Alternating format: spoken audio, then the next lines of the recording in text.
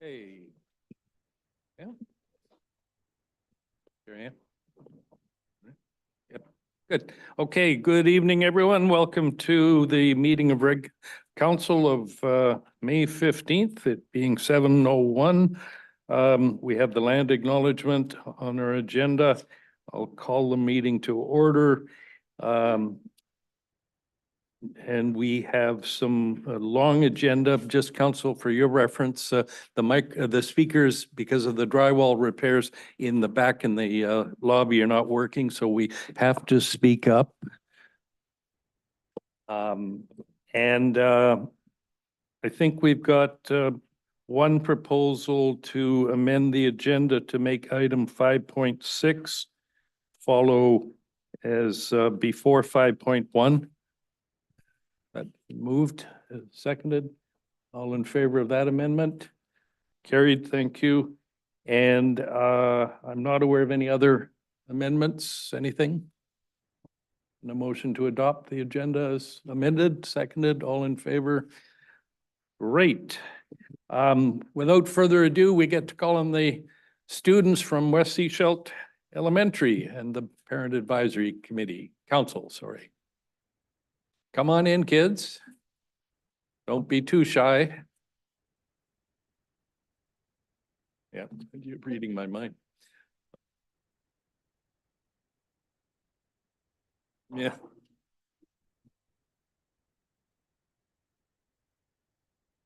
Hey, good evening, Mayor and Council. My name is Magnus Enfeldt, and Yeah, right. I missed the line. Yeah. My name is Magnus Enfeldt.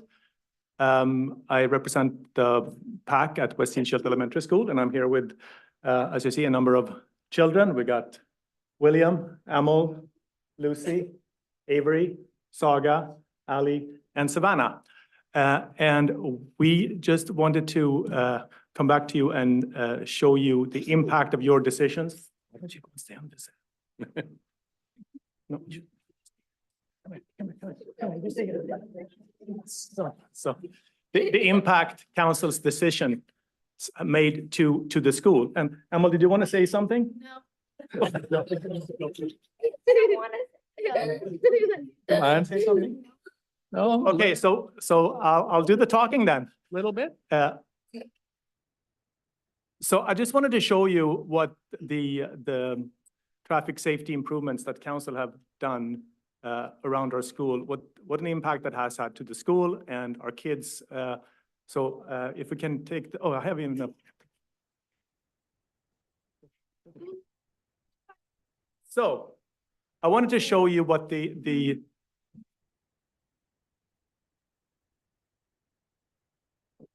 okay. So I don't know if we can see here. I pulled together some pictures before and after. So this is just outside West Sechelt Elementary, Norwest Bay, Mason Road, what it looked before. And then carry on, please. This is what it looks like today. It's a massive improvement, both crosswalks, new pathways, etc. The whole parking lot for parents when they come and pick up and drop off their kids outside. Slide, please. And this is very nearby Mason Place, just outside the school before. You see it's just gravel, there's no structure. And here we have, like, again, crosswalks, bike paths, and separation between where people go and the cars. Again, this is Mason and Northern Road. It was just a very basic crosswalk and no real sidewalks. And now today we have speed bumps, way more signage. We got a controlled crossing, bike path on both sides. Next slide.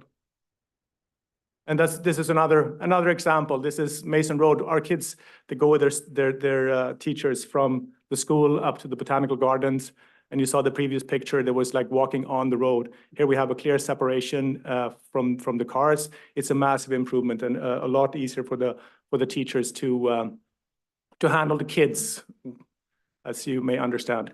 And then here, I think lastly, this is the road down to the Sunshine Coast Highway and the beach where the kids do a lot of their school stuff as well down at the beach. And this is what it looked like before. There's no shoulder whatsoever. And this is what it looks like today. It's an incredible difference. And I think I have one more picture there. So we're basically here to say, and I think we have a card. Savannah, will you present the card to the mayor? And with that, all kids in the school have signed. Just wanted to show you the difference that council is making to our school. So thank you very much.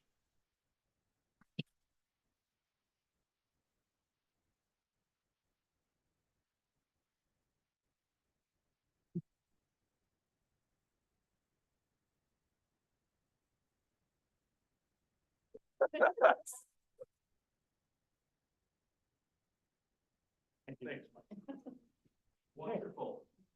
Do you want to say something? Thank you very much. We're so glad you enjoy it. Be safe on it, though. It's still a road. Yep. Yeah. Will do. Thank you. Thanks, guys.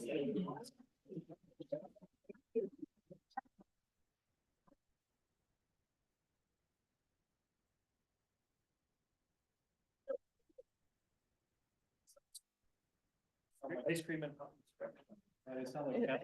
Yeah. I do want to hear everybody else leave giggling tonight.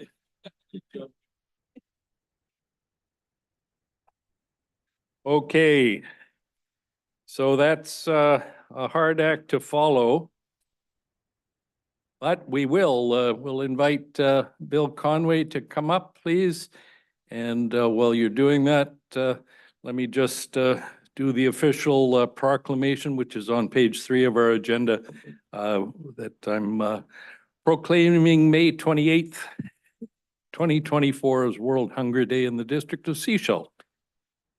There. And press the, thanks, Cyril. Okay, great. So, yep. Thank you very much, Mr. Mayor. My name is Bill Conway, I'm the past president of Sunshine Coast Lions Club, and to my left is the incoming president of the Sunshine Coast Lions Club, Cyril Perpet. We're here today just to indicate that we are going to be joining, or the 2 largest service organizations in the world are going to join together to help serve or recognize World Hunger Day. The Rotarians of Sechelt and the Sechelt Sunshine Coast Lions Club are going to stand side by side to serve the community at once. We'll be giving away free hot dogs and drinks on Saturday, the 25th of May at Hacker Park from 11 to 2 p.m. We will have some line dancing, some country music, and some other entertainment. And we're hoping that the general public will come along and receive free hot dogs and a drink, as I indicated earlier. We will ask the community, if possible, and if they're able to bring a non-perishable item for the young and old, and I mean infants to elderly people, because hunger in this city is pretty evident. We know that the food bank serves on a normal day from 120 to 200 to 140 people a day in one day from 10 to 5:30 on a Wednesday. It then encompasses 6 volunteers. And that's a lot of people to take up the time, take their time to serve our community. And if you put those numbers in relevance, over a year, our food bank serves almost the entire population of Sechelt. That's amazing to hear. That's how many people go hungry on a weekly basis. It totals the population of Sechelt in 1 year. And that's about 10,000 people that they service a year. It may encompass 130, 120, 240 families a week, but you put the numbers together and it totals up. They also have difficulties with the economics of today. They used to get $3 for $1. Today, they get $2.2 for $1. So even our food banks are hit with economics difficulties to provide food for our community. We know we cannot cure the problem. All we can do is assist in spreading a big bandage over the injury that happens to a lot of the people. I'm fortunate enough that sometimes I don't have to open up my fridge and say, there's nothing in it. I've been there. I've done that. Some of us never been through those days. Some of us have. And those who have strived bigger and stronger and more powerful to assist the rest of our community. So on behalf of the Sunshine Coast Lions Club and Rotarians of Sechelt, we're hoping that the community will come out and participate in this unique endeavor on behalf of the two largest service organizations in the world. Thank you, sir. Thank Cyril. you. Cyril? Yeah. Yes, it's a very unique opportunity for us and Rotary to get together and do this for the community. We know there's a need and we're hoping that this will be a yearly thing we can build on. We are having a country western band that's donated their time, and we have some local line dancers from the senior center are going to come down and perform, and there'll be a teacher there as well if people learn how to line dance. So it's going to be the lower part of Hackett Park by the amphitheaters where we're going to have that, and also we'll be using the concession at Hackett Park for serving the public. So do you want to, what time? 11 in the morning Yeah. to 2 o'clock in the afternoon on Saturday, May 25th. Right. So even though the proclamation to honor the rest of the world is Wednesday, the 28th, Yeah. we're all there on Saturday in the sunny weather. Yes, Yeah. well. Promise? It's a Tuesday, the actual World Or Hunger Tuesday, Day, but Yes. the logistics of serving people on a Tuesday afternoon would be more suited to do it on a Saturday. Very good. So we'll see you on Saturday, May 25th. Perfect. Thank Thank you you. very Yeah. much for your time. Great. very much. Thank you. Thank you for all you guys do. Yeah. Thank you.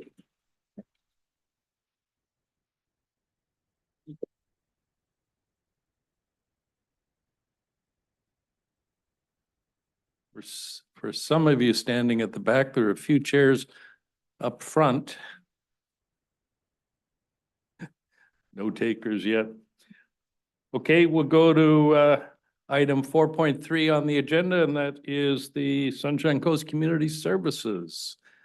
Catherine. Fantastic.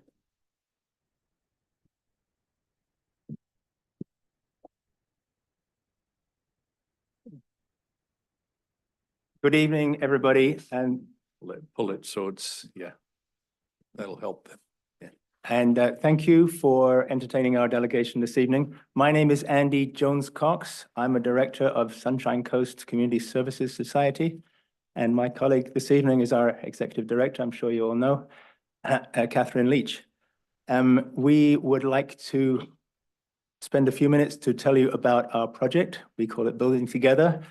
That's the iconic photograph you see there. We'd like to tell you about the status of the project, including the status of its funding.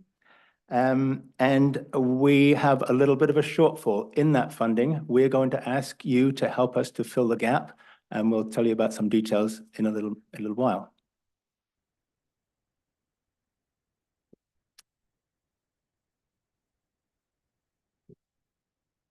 Okay, so it's my job to talk about this amazing project in a very short period of time. So this project started in 2017 when Community Services engaged in a really deep and intentional strategic planning process. And out of that planning process, we learned a lot, but there were 4 things that were really that we learned that were the impetus for this project. Those included needing to ensure the financial sustainability of community services well into the next 50 years.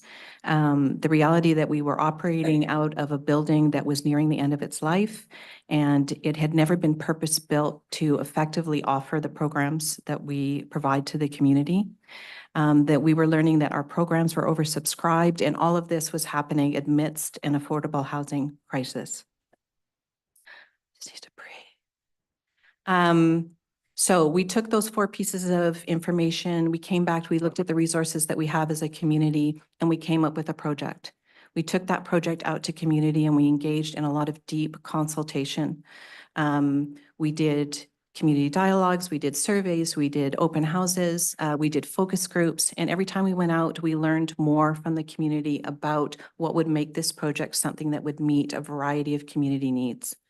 We took that information back each time and redesigned the project and looked at the programmatic elements until we got to a place where we felt like we had maximized the opportunity for this project and we had done a really good job of incorporating in community needs into the development. And we launched Building Together.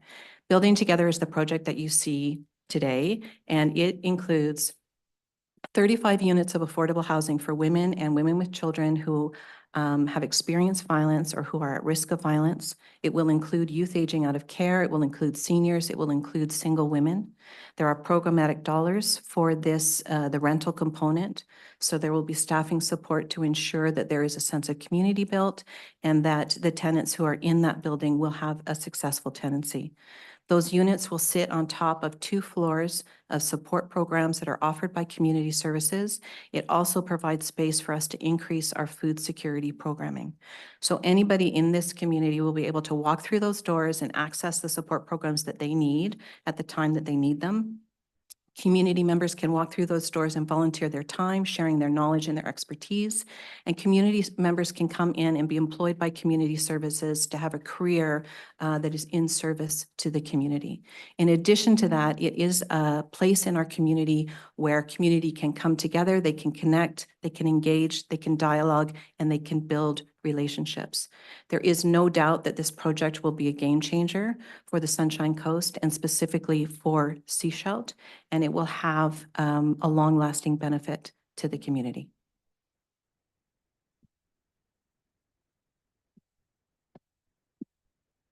This slide talks about the status of the funding of our project. The overall cost of the entire building is $34 million. And we have to date secured 90% of that funding. That's adequate to begin the construction.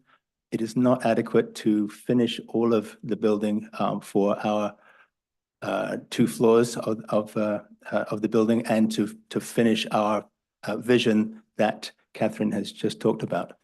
A large part of the funding comes from federal and provincial grants for the upper 4 floors. Community Services has contributed $2.15 million as well. And over the last 4 years, we have been running a capital campaign which has secured from corporate, but mostly private donations, $2.45 million. That leaves us $3.4 million short. I'm sure many people here are aware of the wonderful 50 Women Capital Campaign, which we have just started. And we anticipate that that will be successful in gaining us something like $1.5 million over the coming 6 months. That still leaves us an equity gap of $1.9 million. I'm going to talk about where the money might come from in just a moment, but just to let you know, we would like to request the District of Sechelt to approve a grant to our project of $1 million.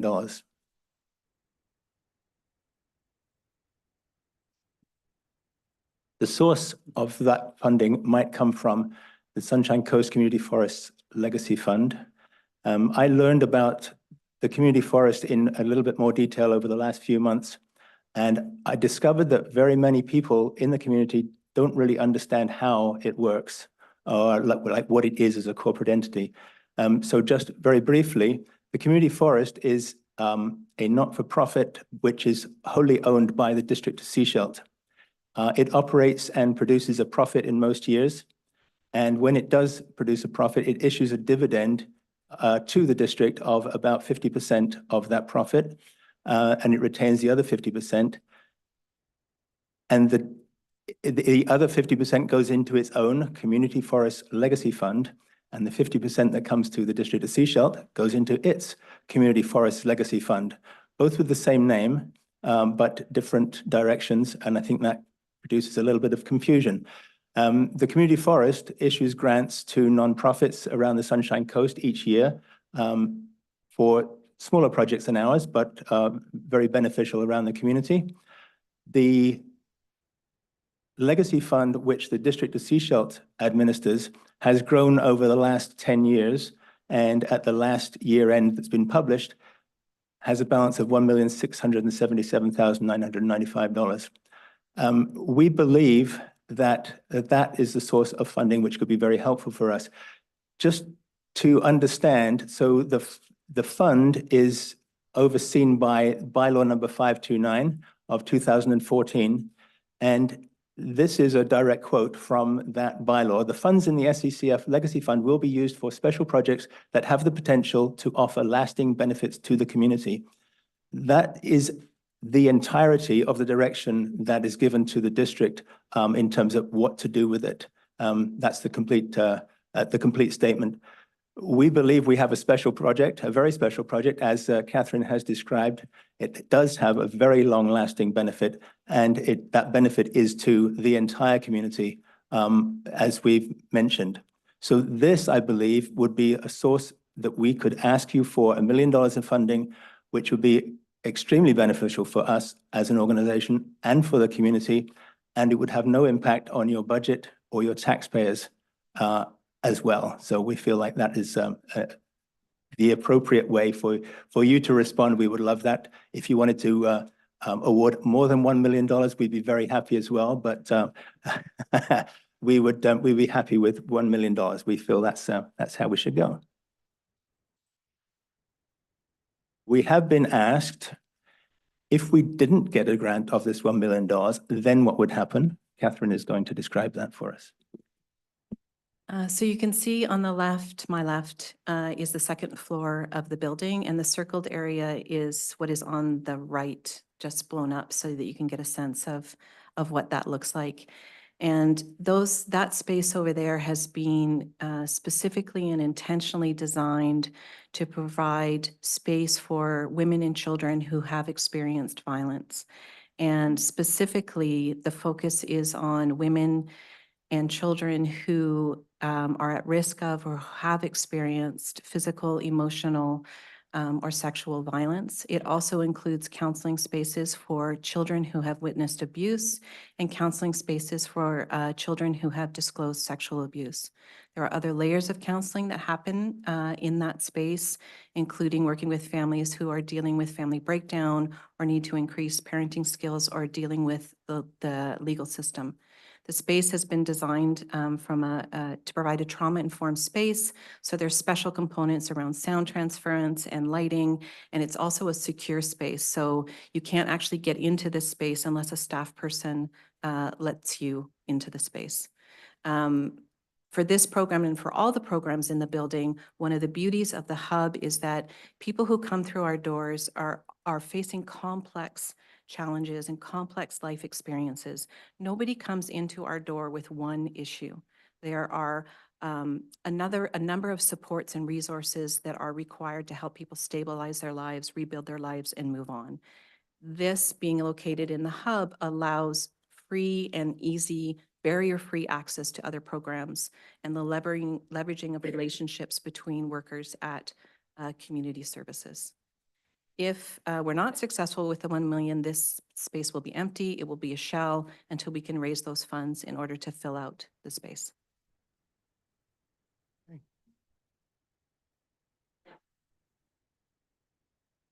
So in conclusion, I hope we've demonstrated that we have a very important project. It needs a little bit of help, and I hope we've shown you a way that you could help us to fill that funding gap. I would like to close by mentioning that over the last little while, I've spoken to some members of the council, some staff and board members of Community Forests, and a variety of other people. And the support that we have for this proposal is anywhere from mildly to wildly enthusiastic. I think there's a fair number of folks in the gallery today who are here to support us. And maybe I could ask everybody who is in support of this motion just to show of hands to see how much support we have here. Okay, thank you very much, everybody. You in sales? Council, any questions for the delegation? Councillor Inkster. Yeah, thank you. So a couple of questions for you. Because I think we spoke a little while ago, but I didn't ask this question. I'll ask you now. Where will the community service operate from while this building is being built? Because I'm assuming there's a tear down and build up and it's going to take a while. That's just my first question. Thanks. So previously, a number of our programs have moved into our other sites, and we have just secured a lease of the building next to batch 44. So the remaining staff and programs will go into that building while the building is being built. Realty office. Yes, it will Yeah. be the community services Yeah. office. Yes. Yeah, realty office. Yeah. Any other question? Yeah, thank Counselor you. Richter? Thank you. It'll be an interesting discussion because we've funded other things in the district of Seashelt over the last number of years as a caring, responsible government. So one of them was Seaside Center. With the help of volunteers a number of years ago, we created a community space there. So I'm interested if we make a motion to have a report on this come back, because when I pushed for the legacy fund to have a piece to come to the district in 2015, when I started suggesting that half the amount come to us so that we could park it with the district.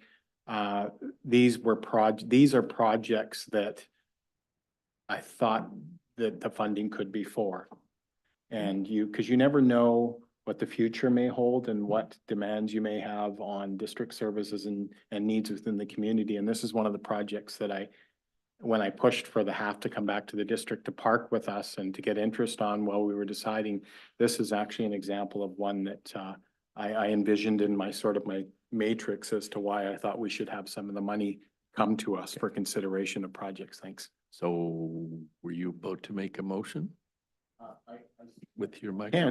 I can make a motion that the information that's provided to us is provided to the district staff, for the staff to come back with a report to council ASAP with this building plan and how the district can help, that includes the request. Just waiting for our team to got a version of that, corporate officer? Yeah. For the rest of us that don't have to type it out, is there a seconder? And do you want to speak? Thank you. I think the motion is sufficiently broad that we're not boxing anybody into a corner on what they come back with. I just actually, once we discuss and vote on this, I do have one more motion to make on the matter, to refer it to the community florist for feedback specifically. So Great. Okay, thank you. Anything else on this motion then? Okay, I'll call the question. All in favor? Carried. Counselor Toth. thank you. So my motion would be to refer the community services request and presentation to the community forest for feedback. Plain and simple. I want Okay. their feedback on it because, yeah, thank you Or feedback, okay. for feedback. Okay. Is there a seconder for that? Okay. I will call the question. All in favor? Carried. Yes, please. Through you to staff, I'm wondering, outside of this pot, would our affordable housing, would we be able to look at potentially using some funds from that? Would that work for what we're talking about here? Just out of curiosity. Okay. I'll turn to, Certainly, yes. That would be an appropriate use of those funds. qualified use. Yes. Okay. Anything else? I'll just go back to the basics if I don't. You've got a gap, I think you said, of about 1.9, and that's assuming the 50 women come through or don't overachieve. No, I'm actually assuming they'll do better than that. But on a practical basis, you've got I believe, a contract to build. I know we encounter rising costs. And I guess just keep it short. What happens with the gap, even if there's $1 million from the legacy fund? Are you asking if 50 Women is successful and you give us $1 million with the 900,000, how will we manage that? Yes. I think that we would have a conversation internally how we would manage it, but probably a mortgage. All right, thank you. Yeah, Great. Just a reminder that every dollar we pay into a mortgage is a dollar that we take away from services. Great. Thank you very much. Yep. All right. Thanks, guys. Yep. Thank you very much. Yep.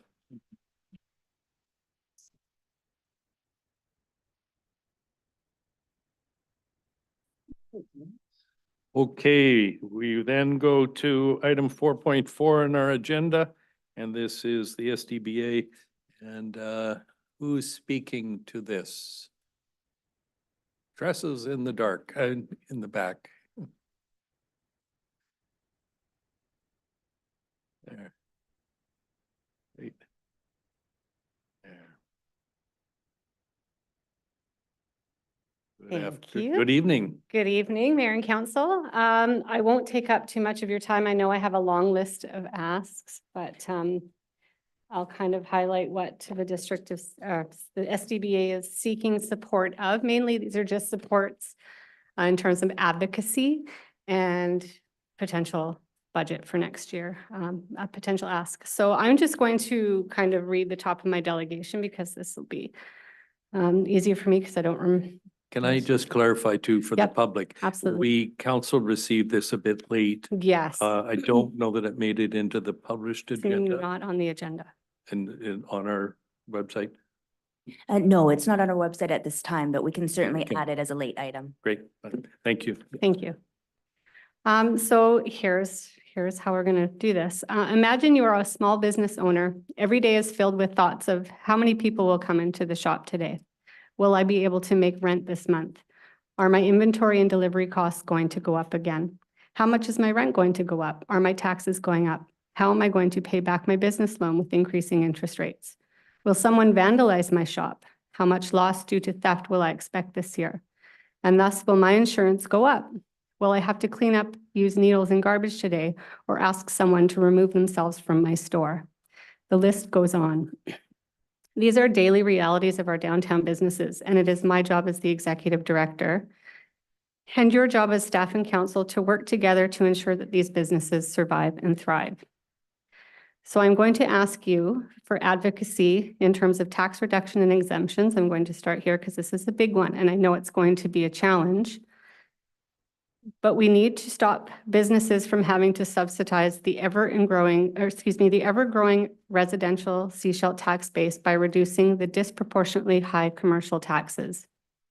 Commercial property in downtown and area make up of only 1.66% of the total taxable area, but commercial landowners are paying almost 3 times the taxes than residential. Commercial properties in downtown Seashell are approximately there's approximately 97 commercial properties in downtown Seashell and approximately 5,780 residential properties. Small businesses are facing hefty rent hikes, some as high as 62%, causing businesses to close their doors. What we are asking is for the District of Seashell to put pressure on the province to stop valuing property at its highest and best use, which results in small businesses paying taxes on development potential at the much higher commercial rate. Essentially, the air above property. As we all know, we've been through this, we've had these conversations. We know that Seashell, I think it was a lot of buildings were built in the 1960s, and a lot of developers at the moment don't have the ability financially to build 6-story developments, given the cost of construction. So it makes it very difficult when they are taxed based on what the best use of that building would be, which ultimately goes down to the business.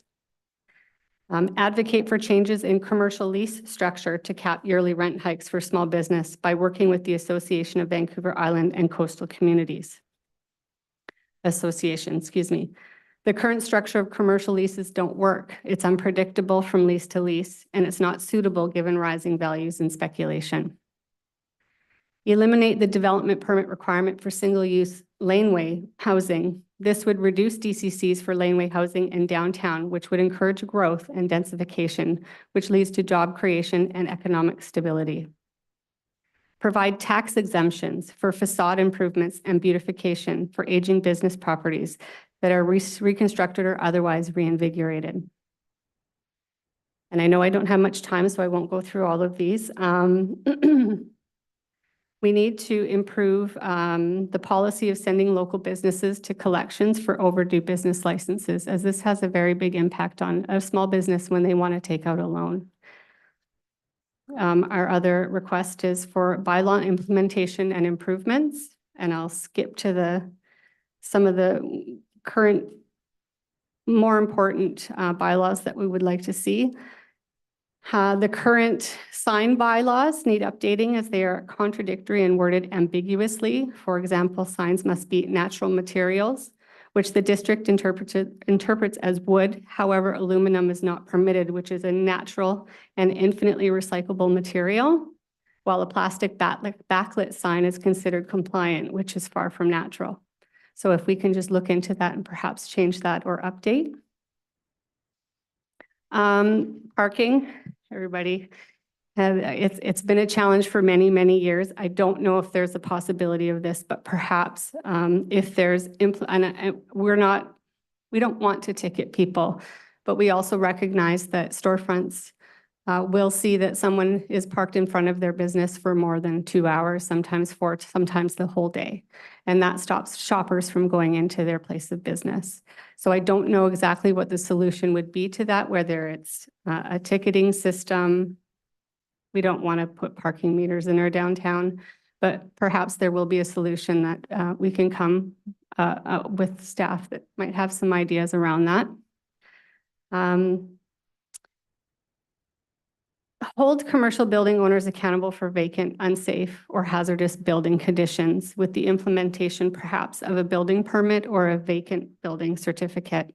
We want to be fair for everybody, but if we have a building that is literally falling apart, which we do have a couple in downtown, it's important for the health and safety of the person who is leasing that space as well as the public. A solution could be to implement a beautification policy to allow for art exhibits or no cost to artists or pop-up shops at a reduced lease rate for vendors at a vacant retail storefront that have been empty for 30 or more days. We just want to ensure vibrancy in our downtown. We know that landowners are struggling too with the rate of taxes that they pay. But it would be better to see some art in a window when we have, Linda's here. How many artists do we have on the coast, Linda? We have an opportunity to put something in these windows or pop-up shops to help entrepreneurs instead of having empty storefronts. It would be a wonderful policy that would be, of course, hopefully fair to everybody. Vibrancy. Here's another topic I want to talk about, and this is something we've talked about in the past, which is our waterfront boulevard. I know that the District of Sechelt put a lot of time and effort to put something forward for a new design of the waterfront. Thank you. The waterfront that thrives, are looking for a waterfront that thrives year-round, which will reap substantial and community and economic benefits. As you can see, right now, we have a road. It's challenging for people to walk along with their kids, with their strollers, with accessibility issues. It can be dangerous. We would just like to create a vibrant space on our waterfront. It is a gem, it is an asset, and we're not really using much of it. Yes, people walk down and have a beautiful view of the ocean, but there's no activity. We would like to see some activity on the waterfront. And it could be simply more green space, more trees for shade, covered seating areas, perhaps another washroom. I know how much those are. But the SDBA is willing to look at writing a funding application to the REDIP grant, which is the Rural Economic Diversification and Infrastructure Program. It's up to $1 million. We could ask for. I don't know the entire cost of it. I know costs have gone up extraordinarily since the last time I believe Senath put a design together. So it's, I'm sure, a lot more than what it was. And I'm asking, or the SDBA is asking for perhaps more infrastructure like vendor pads.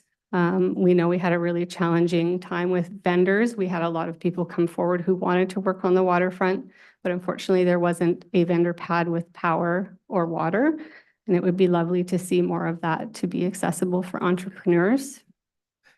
Teresa, yeah. can I suggest, this one is a whole other piece. And It's to a- deal with it tonight, What I'm hoping for is in 2025 to hope that the district will consider, so with the REDIP grant, if it's a 1 million, let's say, 20% needs to be put forward. So we are looking for the district to perhaps consider putting aside funding for this project. And I believe it can be in kind, but I am looking more into this when I go on a call with the REDIP funders. And I know you can stack the grant, but I'm hoping that there could be some wiggle room with the budget in 2025 with the District of Sechelt for this project. With the hopes that the SDBA gets most of the money. And that would include rezoning, but again, it's another big project, but it was an ask I needed to get out on the table in terms of the budgeting timelines. Mobile vending, we briefly discussed. Again, we've been talking about mobile vending in the downtown. Our storefronts and our restaurants would love to see more mobile vendors. This would be part of the waterfront project to increase the vendor pads and perhaps the timeline of which a mobile vendor can be at one station. I had an interesting conversation with Whistler Vending, and they offer a 1 to 3 year lease term minimum to ensure the success of a business, because oftentimes food trucks can cost $30,000 to $50,000 to $100,000. So to make that money back in a short season is very difficult to do if you're moving from Davis Bay to Friendship Park. People like consistency. People know where you are. They're going to come see you again. So we're just hoping to look at the bylaw to update, and we all know that that's happening, to increase the terms. And I did give you some footnotes in that too, of what Whistler is doing to make that easier.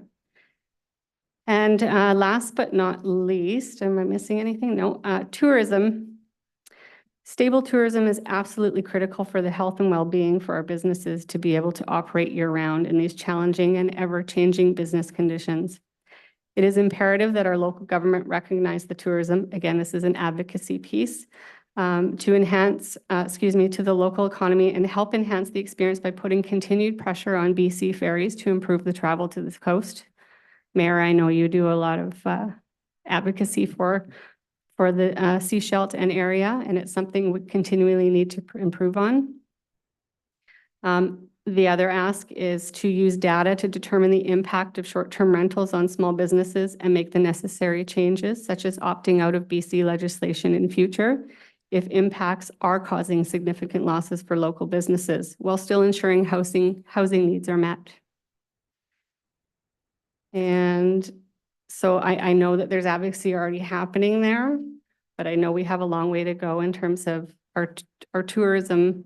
We'll see what this summer brings with the short-term rental laws, as well as the BC ferry challenges that we have. So we're just asking that if we can make sure that we see that, look at the data that we will receive in the next year and make decisions based on the data and not because someone doesn't want a party house beside them, because it does affect business. Great. Um, last in- one, Teresa. that- Sorry, last on. The on one our last time. one, here we go. It's a quick one. Update the current no smoking bylaw for downtown to a smoke-free downtown. This will allow bylaw officers to remove those using narcotics, vapes, cigarettes in the downtown corridor. Secondhand smoke for cigarettes, narcotics, and vapes are proven to be a health hazard. It is unfair to citizens who don't smoke or use drugs to breathe in toxic fumes while working or visiting in the downtown area. People smoking, in front of our shops, it happens quite often, so our businesses aren't able to put their clothing racks outside. If people are sitting on a bench a few feet away smoking, or it comes into their storefront when their doors are open. So I know that there are cities all over the world. I was in Mexico City in January, and you cannot smoke in the downtown. It is a smoke-free environment, and it would be wonderful to see something like that for the downtown core. Great. All right, thank you very Okay. much. Let me start by thanking you, and I think I'm right. This is an extraordinary document in its It's a breadth lot. and depth. I haven't come for a delegation in a while, so. No, Yeah. and we restricted to one a year? No, I want to compliment and thank you and your board, because it really does point to a whole lot of issues. It's kind of daunting to think about all the things council that are identified in here. So first of all, thank you for that. And I'll turn to the rest of council. Anything you want to ask? Points of clarification? Councillor Toth. Thank you. I've got one question and then I'm gonna make a motion and then we can do some more here. We're supposed to be working on our mobile vending bylaw and doing a consultation. I'm just wondering if staff have an update of where we're at with that. Great. Who do I get to turn to?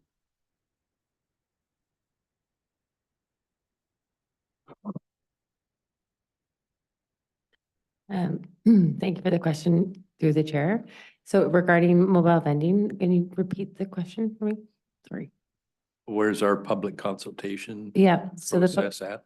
the public consultation was meant to be for the summer for the next following year, including the winter. And so Lucy has spoke to a couple of staff members to get that going, including our manager of communications. So I imagine we'll see something in the summer out for the public, but I can certainly get an update and get back to you. Thank you. Great. Okay. Yes, and then you would. I've got a motion which is related to the delegation materials. There's a fellow that speaks quite openly and quite in a variety of venues about commercial property taxation and property assessments. And I think that would be really interesting to invite him to come to the district of Sechelt to present to us.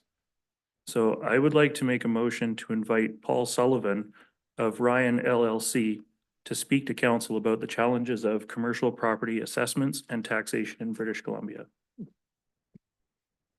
That's a second? Okay, thank you. You seconded it like you know this gentleman? Do you know this gentleman? Your microphone.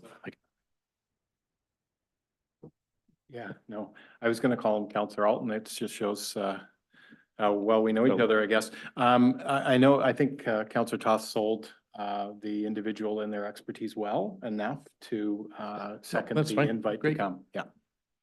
Okay.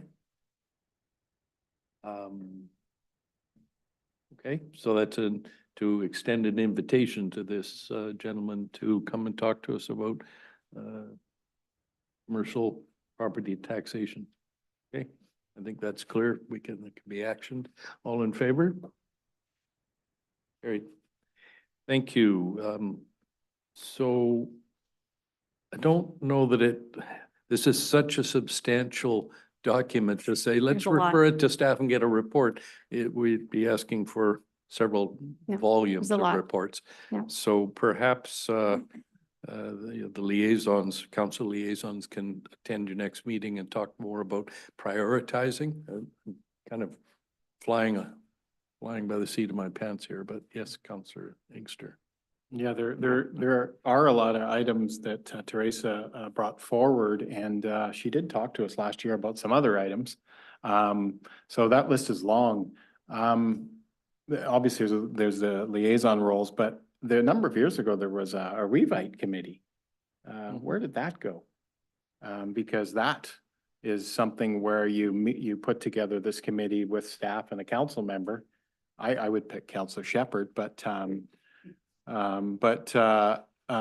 this committee and have these discussions to go through these lists. Otherwise, next May, if Teresa's patient enough, or earlier, if she's impatient, she comes back with the list and or some more A requests bigger list. where we're going, right? Because this is a fairly active group with some good ideas, and that's why they're coming to us with a number of fairly heavy recommendations. Thanks.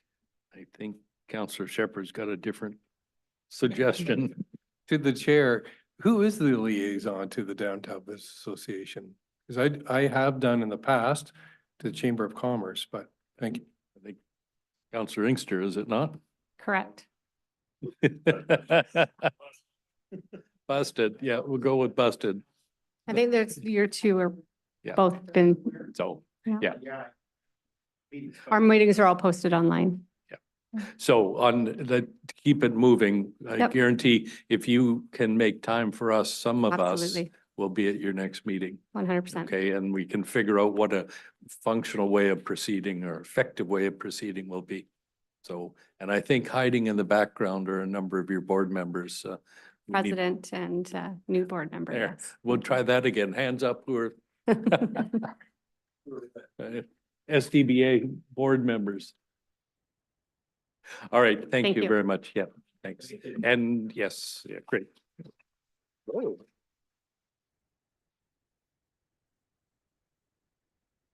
Okay, council, we agreed, whoops. Right, just a moment, yes. Yes, please. Thank you, Your Worship.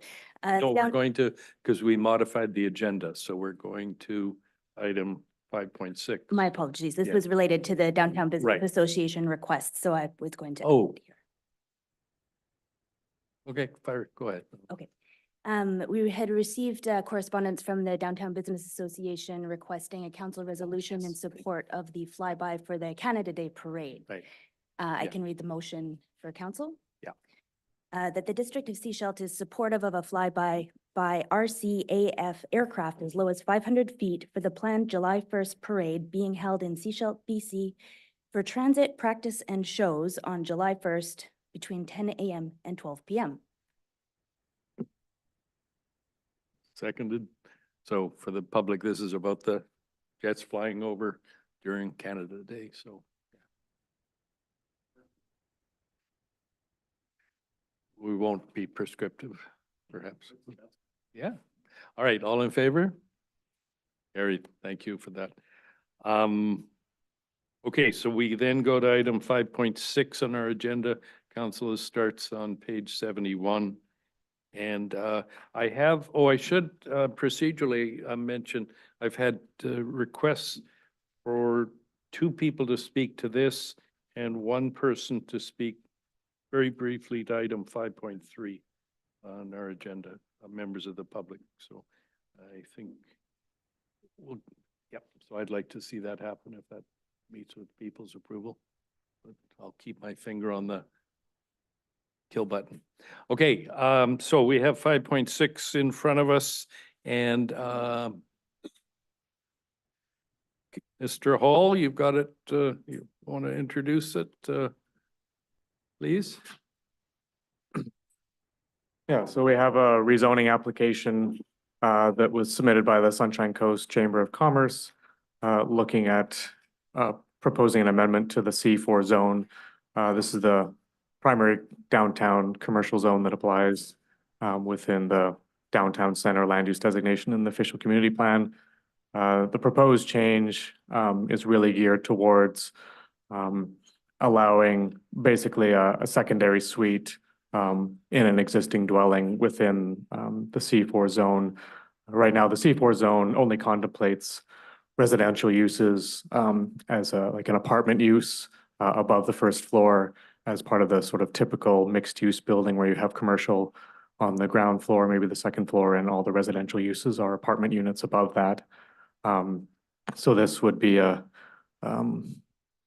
change to that to kind of go back to a more residential use where the C4 zone doesn't contemplate sort of standard single detached dwellings or secondary suites, even though I guess we have historically that is a housing form that kind of exists on these properties, but they have been zoned commercial for quite a long time, even under the previous zoning bylaw 25. A lot of these properties were zoned commercial under that as well, so they have been zoned for commercial uses for a long time. And I guess from the staff perspective, we would see this proposed change as kind of going backwards against where the OCP is looking for to really support intensification in the downtown and put the focus on commercial and mixed use buildings rather than kind of continuing residential uses in these areas. And, you know, with all the development applications that council has seen and approved moving forward, plus the provincial small-scale multi-unit housing initiative that we have to comply with, there's certainly no shortage of land zoned for residential purposes for quite a wide variety of housing outside of the commercial zones. Thank you. Questions, council, to start with? Councillor Shepherd and then Toff. Whoops, it didn't work, the microphone. Quick question to the chair, about the issue. How, perhaps planning could tell me, how many buildings of this sort have units that could be used, basement units could be used as residential? great. Thank you. Thank you. I don't know if we have a number off the top of our head. I mean, it's more, I mean, there may be some properties that have existing units. Others, it's more properties looking to add a unit where there isn't one now. Where there is, a lot of these dwellings have kind of been converted to office space. And we have new buyers coming in who are looking to buy them for residential purposes and put in an additional suite. And that's something that conflicts with the current zoning and the OCP designation, where it's really Right. looking at redevelopment in a commercial and mixed use sense, not in a residential adding suites fashion. Okay, so is that? Doesn't give me a sense of how many. I mean, there's one unit here that the applicant is trying to use as a test case, but if there's 3 or 5, I'm just trying to get a general sense of how many units would be affected. And I hear at the moment, we don't know that yet, so I think that's yeah. Councillor Todd? Thank you. I did. Just a quick question through you to staff chair. Do we have any other housekeeping amendments that staff are looking to bring forward on bylaw 580? And the reason I ask is that I could see this if council wanted to move forward with it as sort of a bit of a housekeeping update. But I worry about, you know, if it involves a lot of staff time to bring this amendment forward and go through the process, what are we taking off the table so that they can work on this instead? You know, speaking to Councillor Shepherd's comments, if we're talking about 3 or 4 units, it would be great to have those units, but if we're losing out or delaying a 20-unit apartment building, I'd rather see the apartment building moving forward. Thank you. Okay, thank you. Councillor Inkster? Yeah, I think it will be interesting to hear that. I think staff just ends up juggling, but working hard to get stuff done. But just a question through you to staff. I mean, first of all, this suite proposed is ready for living, ready for use, and we need lots of housing. So that's why I'm interested in this. It puts more people downtown if we allow these. But I wanted to ask, just through you to staff, does Dolphin not have a number of these same similar situations within what is considered what I would call a transition commercial area? So I think there's a number of businesses with rentals downstairs on Dolphin, which is right behind this proposal. So it's certainly an adjacent to commercial downtown area issue with solutions. Thanks. Okay, thanks. I think that's an observation for the moment, so. Yeah. Well, it was basically the question. Dolphin has a number of them, do they not? Do they not? Do they? Let's go with the Yeah. affirmative question. Yes. Yeah, I guess if we're looking at Dolphin Street,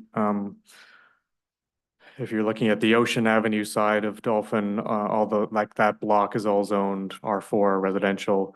As you go in between Trail and Inlet, it's a mix. Most of those properties would be zoned R4, but there are some that are in the C4 zone. So there's a few of those interspersed. I can bring up our map if you want to take a look, but most of that as we move away from Cowrie Street, we head onto Mermaid, and we're heading away from Inlet. We're getting out of the C4 zone, out of that downtown center, and so the zoning becomes more residential for the most part. There are pockets of commercial zoning, but that's, like you say, we've got the downtown center, there's sort of that transition commercial area, and then we're heading into the residential zone, so there's a bit of a mix on those blocks, Right. but. So, yeah, thanks. Yeah. Councillor McLaughlin? Yes, thank you to the chair. Yeah, I think there is a mixture of, you know, different uses, some with suites, some without, some may have been converted to 4 suites when there should be commercial. It's a hodgepodge. And unfortunately, it's difficult when you're looking at existing land use and then you put a proposed new land use. It's a tough transition. And I'm just wondering, in this case, for this particular property, could we do a minor variance to allow a suite in this case? Because to change all the zoning across the board seems problematic from a planning point of view. But given the fact that, you know, there's longstanding uses there, longstanding businesses, and that it seems to be tying up the saleability and marketability of some of those you know, dwellings basically that are used partially for commercial and partially for residential in the area. And also, I just want to also point out for sea rise, it is an area that is more in jeopardy of sea rise. So really pinning all our hopes and making everybody wait till we build commercial base with apartments on top may be somewhat speculative because we don't really know the future. But I think it's good to make best use of the places we have, and providing some additional suites, I think is very worthwhile. It's so walkable. It's so easy to do. And so many have been done without actual probably proper permits. And at least this particular application is trying to go by permits and go by the rules and bring up the issue that a lot of these homes could perhaps offer easy to install garden suites or basement suites. So I'm basically in support of that, but I'd like to see if it gets your opinion on whether it could be, in this case, done as some kind of variance. Thank you. So that's a site-specific question. Yeah. Yeah, I guess in this case, it would have to be a site-specific rezoning application. We couldn't do a variance because it is changing land use, because the C4 zone doesn't allow secondary suite as a use. It only allows apartment, and the bylaw defines apartment and secondary suite quite differently. So in this case, the development variance permit application wouldn't be an option because it would change land use, and that conflicts with the provincial legislation around what we can do with DBPs, but it could be a site-specific rezoning. So if we're looking at this application, whether they're proposing their original broad-based, change it for all of C4 zone properties, or making it site-specific to one or more properties, that would be an option. Those are very different, I realize. Yeah. So, okay, that might be a good segue into, Councillor Toth first, and then we'll invite, I guess, is it Jody that wishes to speak, or Gaetan? Yeah, but Councillor Toth first. Thank you, Chair. Councillor Shepherd technically raised his hand before me. However, my earlier remarks actually did start with a question that we didn't get an answer to. So, which was, do we have any housekeeping amendments that staff are looking to bring forward on bylaw Right. 580? Thank you. Yeah, thank you. Yes. Yes, okay. When? I mean, no, I mean, of course we do over the next 5 years, but next. few If I weeks. may, just quickly on that briefly, we've been compiling a list of amendments for well over a year, but have not been able to find an opportunity to rise those to the surface for a variety of reasons, and would still be held in abeyance until well after we deal with all the small scale multi-unit housing zoning changes and some of our development applications on file. So it's a bandwidth issue for us as well. Thank you. Okay, so yes, we have them, but it's not on your horizon for the next 3 months? Okay, thank you. Councillor Shepherd. Thanks. My question is sort of to Councilor McLaughlin's point about a site-specific zoning, is that every building owner then with a residential suite will ask for a site-specific zoning to allow the residential use that's there if it's in the basement. So, and I think we've just heard from planning, those won't be answered really until the larger projects are dealt with. So I just wonder how effective a measure that would be. Okay, that's, any other questions for Mr. Hall? For Mr. Sure. Hall, yeah. If I could just Yep. follow up on that. Mhm. I mean, some of the existing suites could be legal non-conforming. And the thing is, they didn't have a suite, so it's not legal non-conforming. You're asking to have one.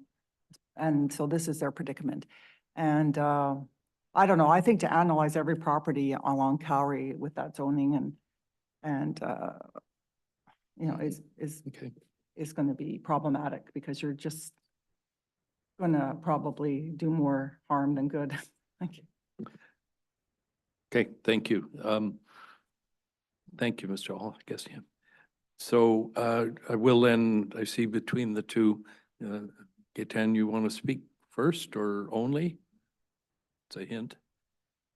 I should mention again, I guess for the public, the council at least has received a copy of an email from the Chamber of Commerce today or yesterday, attaching a letter from September on this topic. So we've got more information than may actually be in the public domain at this stage. So Mr. Roy, a couple of minutes, is that possible? Microphone, Gaetan, yeah. Mayor and Council, my name is Gaetan Royer, and I'm speaking on behalf of the Sunshine Coast Chamber of Commerce. And first thing, we had a meeting earlier today, and we endorse the recommendations made by the Downtown Business Association, just for the record. Specific to item 5.6, there's one of our directors went around, surveyed a dozen sites, a dozen homes that have either a legal or a suite occupied or not occupied, and there's probably way more than that. But there's not many properties within the C4 zone. There's less than 100 properties within that zone. Specific to what we're asking tonight, we ask council to instruct staff to bring back a zoning bylaw text amendment that could be part of other housekeeping amendments to insert the words "and above" into the C4 zone at one place, and then to replace the word apartment with the word dwelling units to deal with the semantics of the language that's being used in the C4 zone. This started in August 2023. Local realtor Archie McLean, who's in the room, had young buyers wanting to invest in a commercial property on Mermaid Street. They did it legally, coming to Town Hall to ask permission to bring a business downtown Sechelt and live downstairs. Because the bylaw only allows apartments above the first story, these young entrepreneurs invested somewhere else. So we understand that staff can't ignore specific words in the bylaw. They simply can't. So a basement is not above the ground floor commercial unit, but potential buyers of C4 zone properties are looking for the full use of a building when they buy. This includes rental units in unused basements. There is an unmet demand for housing units right downtown, and there's a dire need for more eyes on the street in the C4 zone.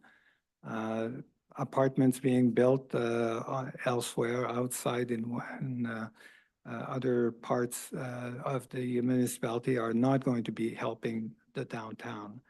We think that there's a disconnect in the goals and definitions that are in the C4 zone that are great for new buildings, but they don't work for older single-family homes that are used for commercial purposes. Thanks to the work of staff, this council has approved many housing projects, but I don't think there's any of those housing projects that's going to bring homes within the next perhaps 2 years.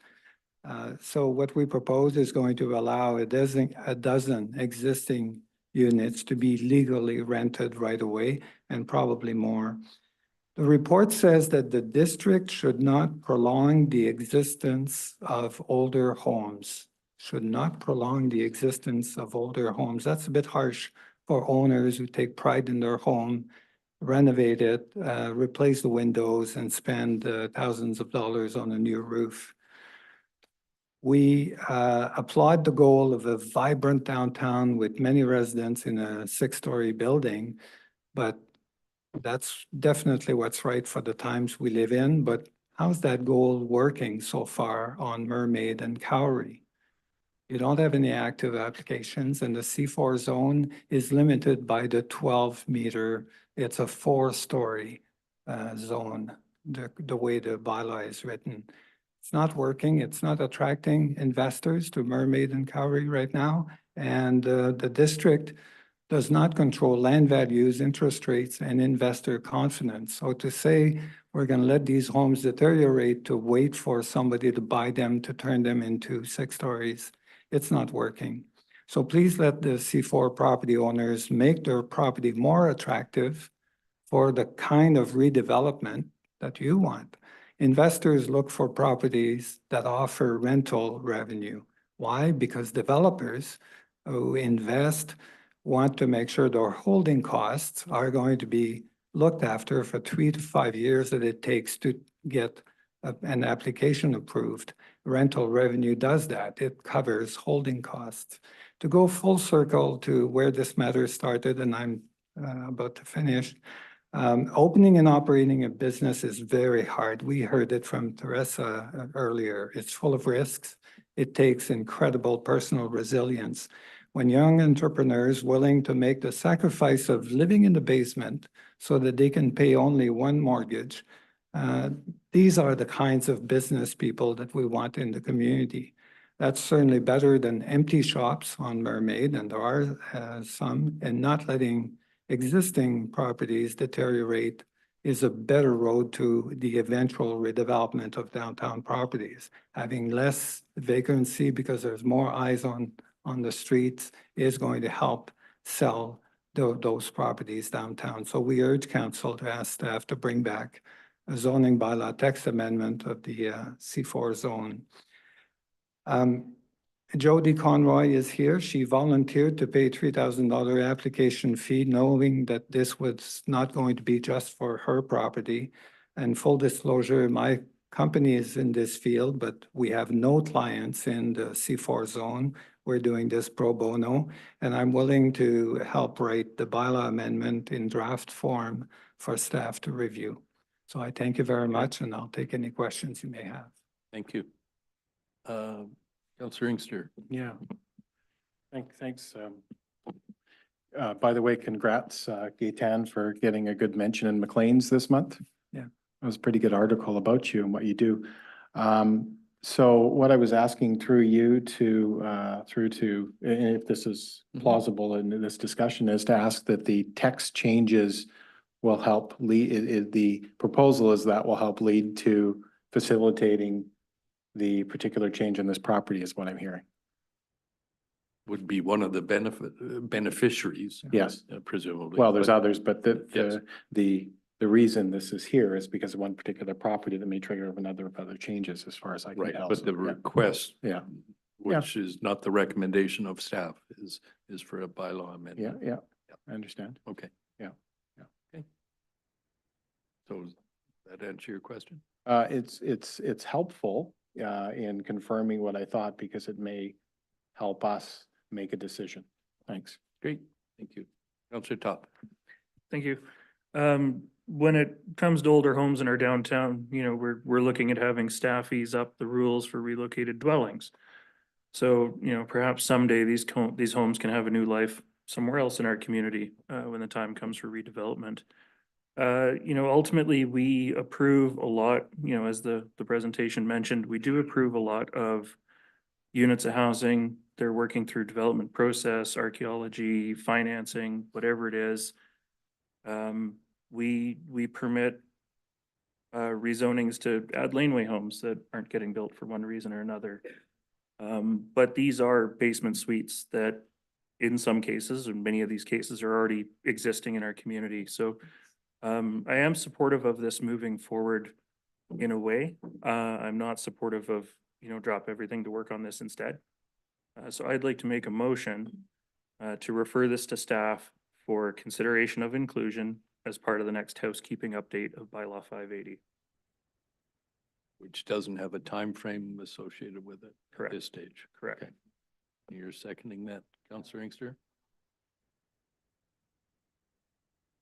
Okay. Looking for any hands up, any discussion on this? I'm hesitant myself to leave this to the vagaries of other priorities that come up. I think that I support and agree with a lot of the discussion that has been held. The holding costs and some of the developments have been outside this area. I love this area. I've got friends who live on Mermaid.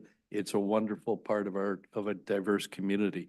So I would like to support your motion, but I'd like to see it before the rest of the 580. Like, I don't know what the other housekeeping amendments are, but this one, at least we've got some more clarity on what it is. We've got an offer, I guess, of some assistance on drafting. So I mean, it seems to me, rather than burdening our staff with, hey, get it all done before you bring anything back, I'd certainly be more in favor of doing something on this one first. Councillor Top. Thank you. I just didn't want to put a timeline to it because I didn't want staff to have to drop other things to work on it. That was very intentional on my part. If we have this come forward in 2 months and then we've got a housekeeping update in a month after that and then something else a month after that, I'd rather staff just spent the time to roll it all up into one bylaw update. So that's why I did that. Thank you. Please. Yeah, just clarification. So we're talking about housekeeping. Can you be a little more specific? Is this housekeeping related to some of the mandate from the province? Or is this housekeeping items that have been sitting and updating and so on? If you can just give me a clarification on that. Thank you. You're welcome. This would be separate. The mandates from the province are a project unto their own, which we're working on and hope to have that wrapped up by end of June. These are more ongoing list of items we found in zoning bylaw 580. There's a couple where perhaps inadvertently the wrong zone was applied. There's perhaps some language that is upon reflection after adoption could be more clear. So it's fixing stuff that we and or members of the public have identified in the last year or so. So we don't have a massive list, but we have a list of items that could be improved.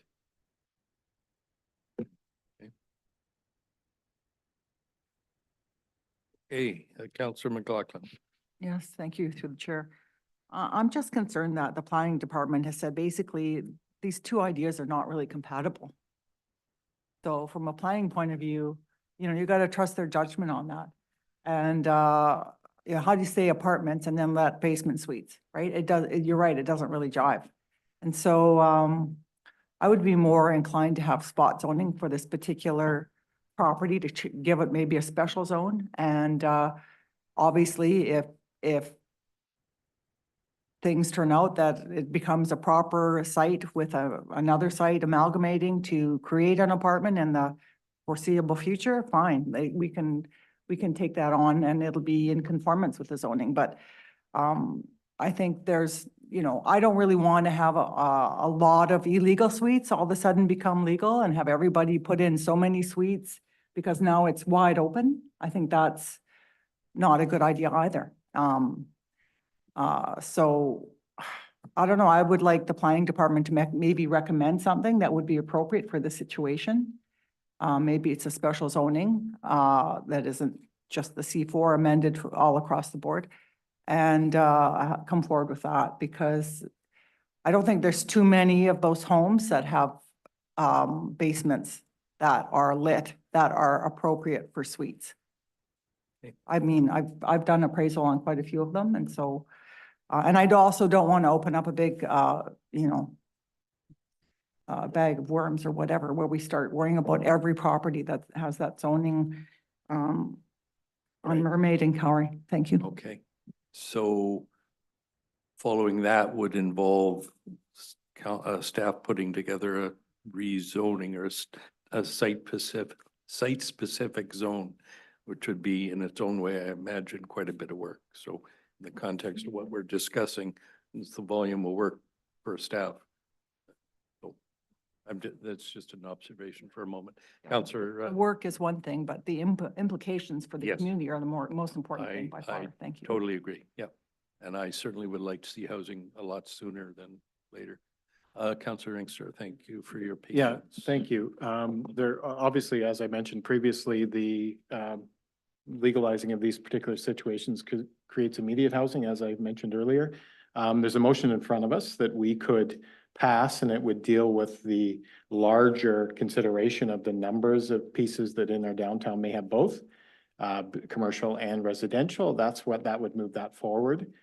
But we could also, as Councillor McLaughlin has mentioned, once that passed, she could have an individualized motion for this particular building. She could propose that and have it seconded and see if it passes.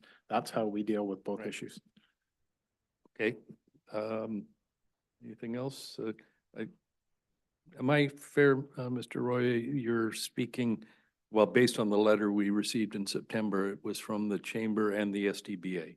So this is a recommendation from those two groups.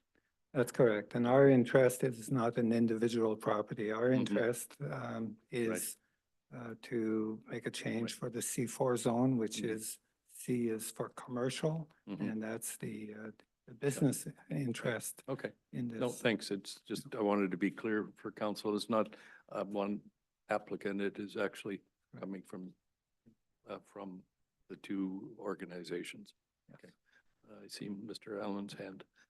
Thank you, Your Worship. And I just might want to provide one small piece of clarity that could help council in this decision.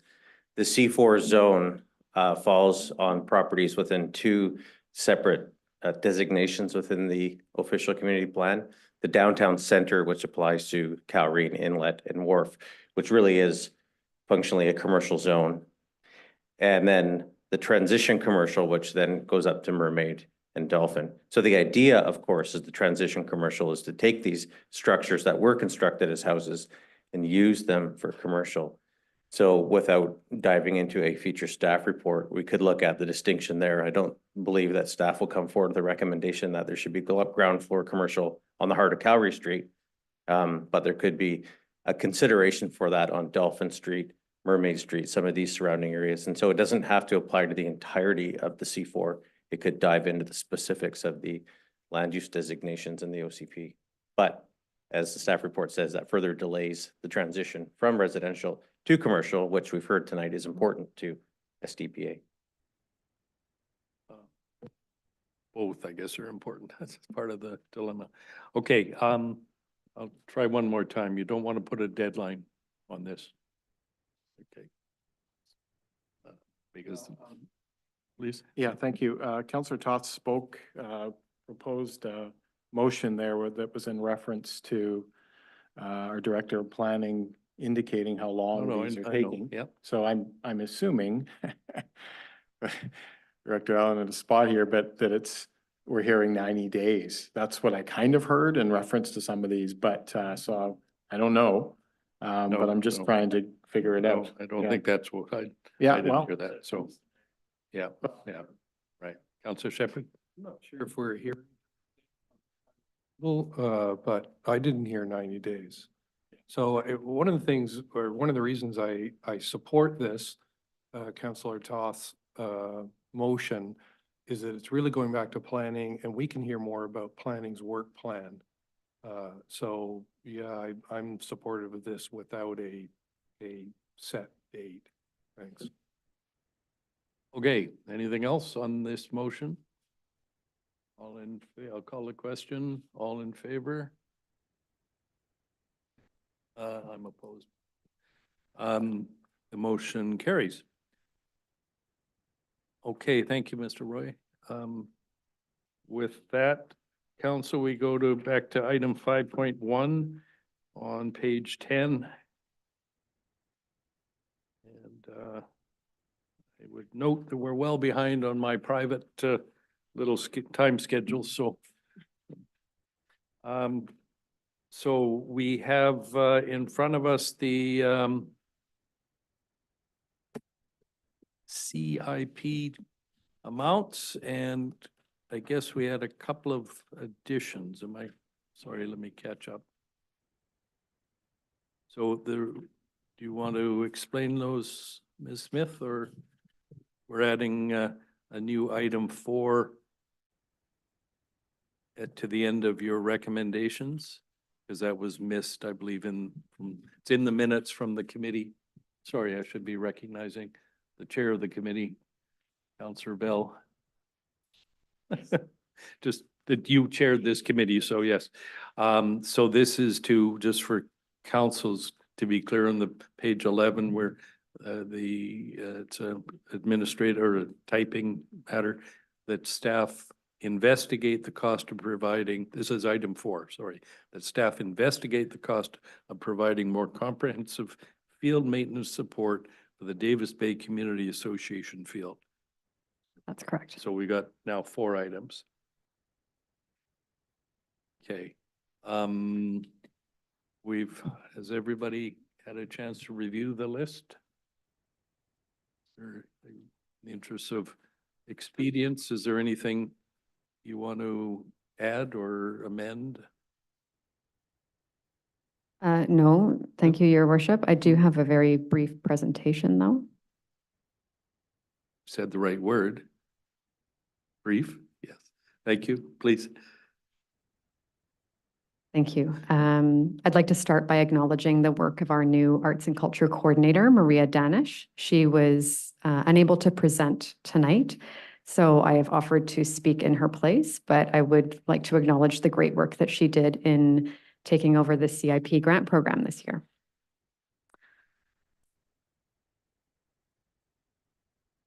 Oh, does this not work? Okay. So just very briefly, the purpose of our grant program is to recognize the vital role that our nonprofit and charitable organizations play to ensure the social, cultural, environmental well-being of our community. This grant assistance that we provide is for organizations that offer programs, projects, services, and events that benefit the citizens of Sechelt. The objectives of this program are to essentially extend the reach of the services and programs that the District of Sechelt can offer. It's also to encourage civic volunteerism and engagement and generally enhance the quality of life for the residents of Sechelt. So in order to be eligible for one of our grants, you need to be a registered charity or nonprofit organization. The funding you're requesting needs to be going to a project or event that is going to directly benefit the citizens of Sechelt. And it does need to align generally with these categories you see here that we've deemed to be the priority for Sechelt. The grant committee is made up of, the chair is Councillor Bell, along with 4 community volunteers who are appointed to the committee, and they all have extensive experience in nonprofits, charities, and granting. So evaluating these grants, our evaluation committee is looking at evidence of community need, partnerships, capacity to actually deliver the program, public accessibility, funding from other sources. So in summary for this year, 2024, we received 26 applications with requests totaling $131,675. Our budget, though, was only $126,280. And of that, $96,280 were already committed through multi-year grants. So for the purpose of this year, the grant committee had $30,000 to work with. So the amounts of the grants that, sorry, if you can go back. The amounts of the grants that we provide are certainly not that large, especially when the budget is $30,000, but the funding is vital to these organizations. And it's essential that they receive this municipal support because it's the municipal support that they can leverage in order to go after provincial and federal grants. For example, in 2023, the District of Sechelt awarded $122,000 in annual and multi-year grants. And in turn, those grantees were able to secure over $1 million in funding from other local, provincial, and federal grant bodies. So before you tonight is a report presenting the recommendations of the CIP Grant Committee. They spent a considerable amount of time reviewing each of the applications, and they made carefully considered recommendations for the awarding of grants. Sorry, thank you. So to the note that we had about the additional recommendation, I just would like to make council aware that I do have some details on this particular recommendation. There, you will see in the minutes of the meeting, there was a request for staff to investigate the cost of providing support for the Davis Bay Community Association, and I'm happy to go into these details if council so chooses. Thank you. Okay, thanks. Are we seeing the details? So these are the details. If you would like any additional detail, I can provide that to you. Essentially, this particular organization has been supported from the District of Sechelt for a number of years on an in-kind basis. If you're not familiar with Whitaker Park, it's in Davis Bay. It was gifted to the Davis Bay Community Association back in the 1950s, before we were a municipality and before the District of Sechelt was part of Sechelt. So the Davis Bay Community Association owns and operates this park, and we have provided in-kind assistance for things such as garbage collection and mowing. The field itself is in need of more extensive maintenance work in addition to mowing. Because this is not a field that we own or operate, staff are looking to council to provide some direction in whether or not this is a service council would like staff to continue to provide. And if so, are we providing it in kind? And the costs are, the approximate costs are up on the screen there. So the committee recommended an amount for a grant, but that amount would not cover the entire cost of what the association is looking for. Okay, so it's $2,000 a year for maintenance? Does that include the heavier maintenance, I guess, that's needed? It does. That being said, one of the requests the association came forward with was to actually do some field testing, some soil testing. That's not a service that we would provide.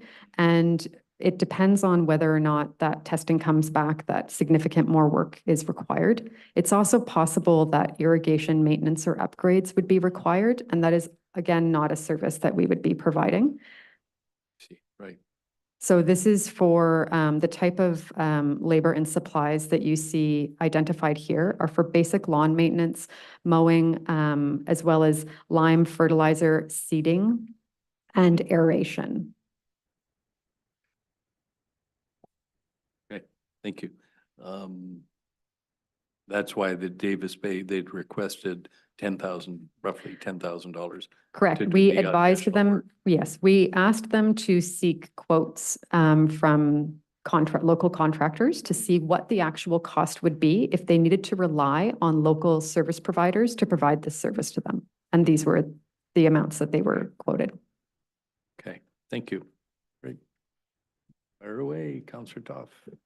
Thank you. They're new microphones. I gotta see if I can wear out the battery in on this one. I'm wondering if either the committee chair or Ms. Smith can speak to which of these applications might have been relying on Town of Gibson's community grant funding. Like, I understand they're not doing that program anymore. So, you know, I see it at least the Gibson's Curling Club, the Gibson's Public Art Gallery.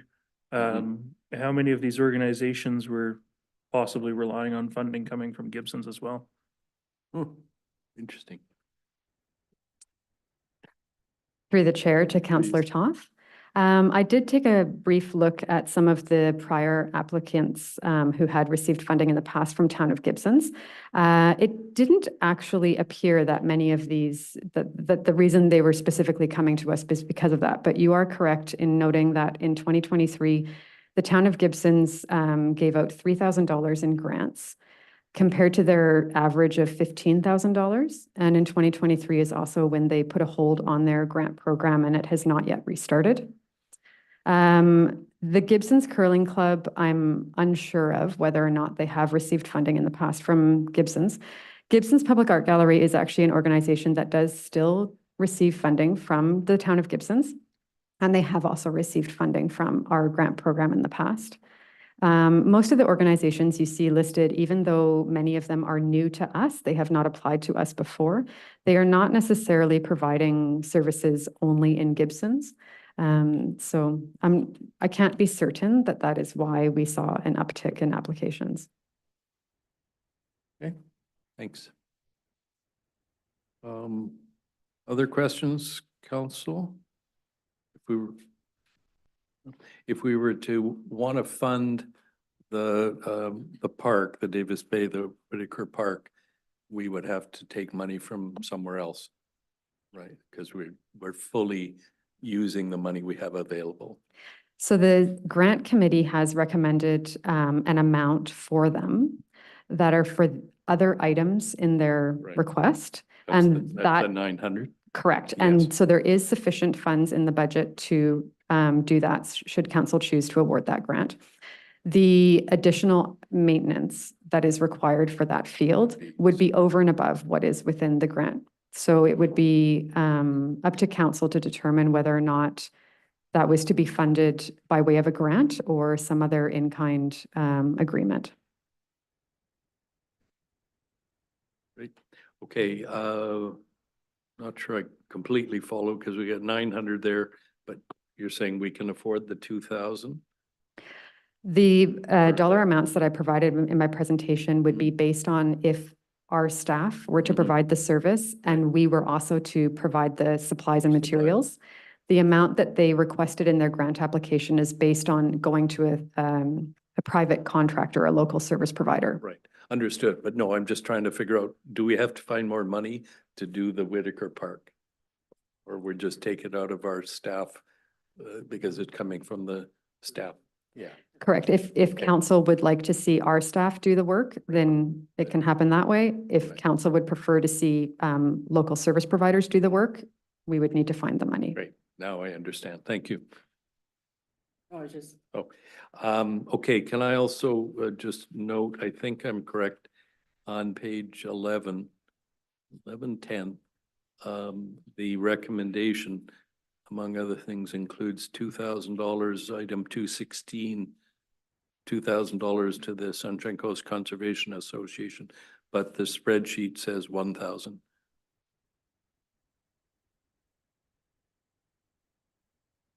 And I always trust a spreadsheet.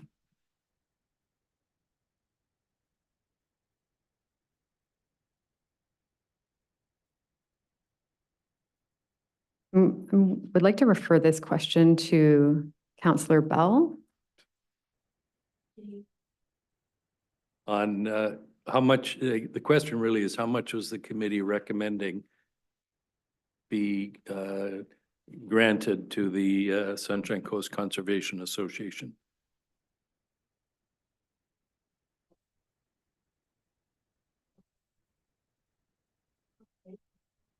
Mhm.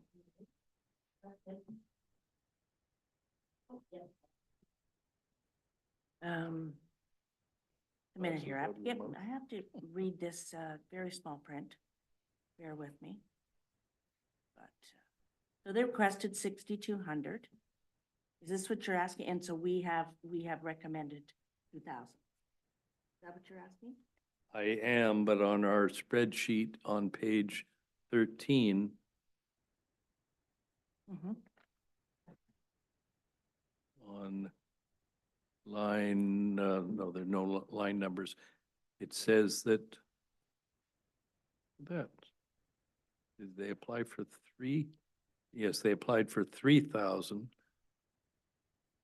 And the spreadsheet says recommended 1,000. 1,000.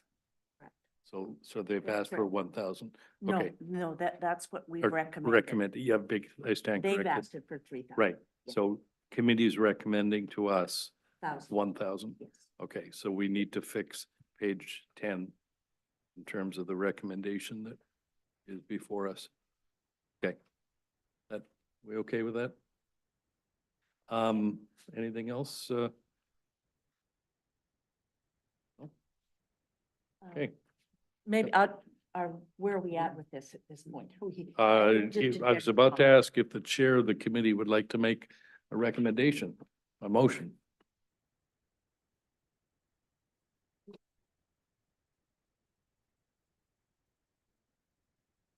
So, I do make a recommendation to change well, okay, the, no, I think you can make a recommendation if you wish of the 4 items on page Okay. 10, Yep. including the amendment, the addition of, and that 216 be $1,000 rather than 2,000. I will support that. No, you will make that? I will make that. And seconded, all right. Any other questions?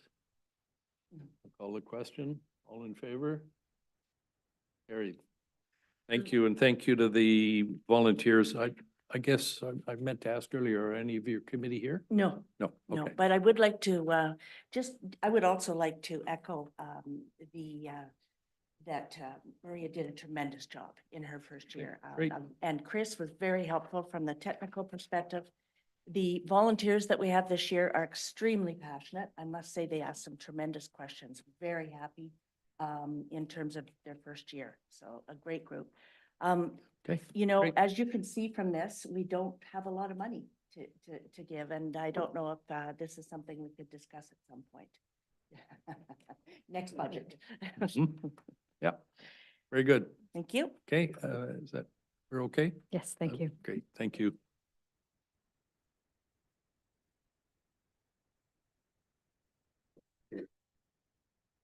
Okay, with that, we go to the various development variance permits. We start with 6547 Sunshine Coast Highway.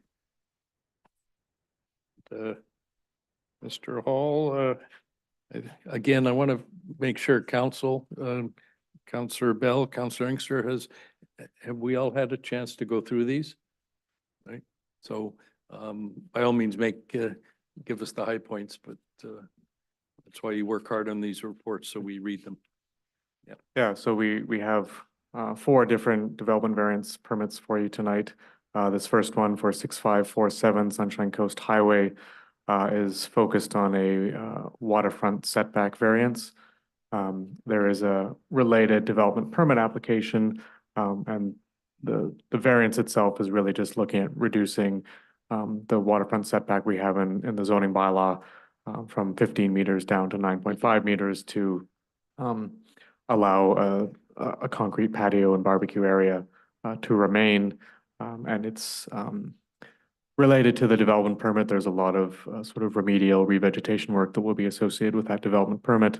The applicants are certainly on board with wanting to do this work and sort of fix the riparian area so that we have this mix of area on the property that is affected by the riparian area regulations, the streamside protection enhancement area.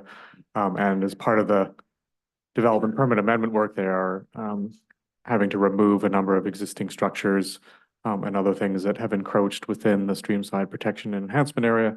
But this particular concrete barbecue area is outside the SPIA, but within the 15-meter zoning bylaw setback. So this is where the option then is to consider a variance application, and just on this one specific small area. And then as part of the development permit application, the whole area around down to the waterfront would be remediated as part of that development. Okay, thank you. Not seeing any hands, I'll jump in.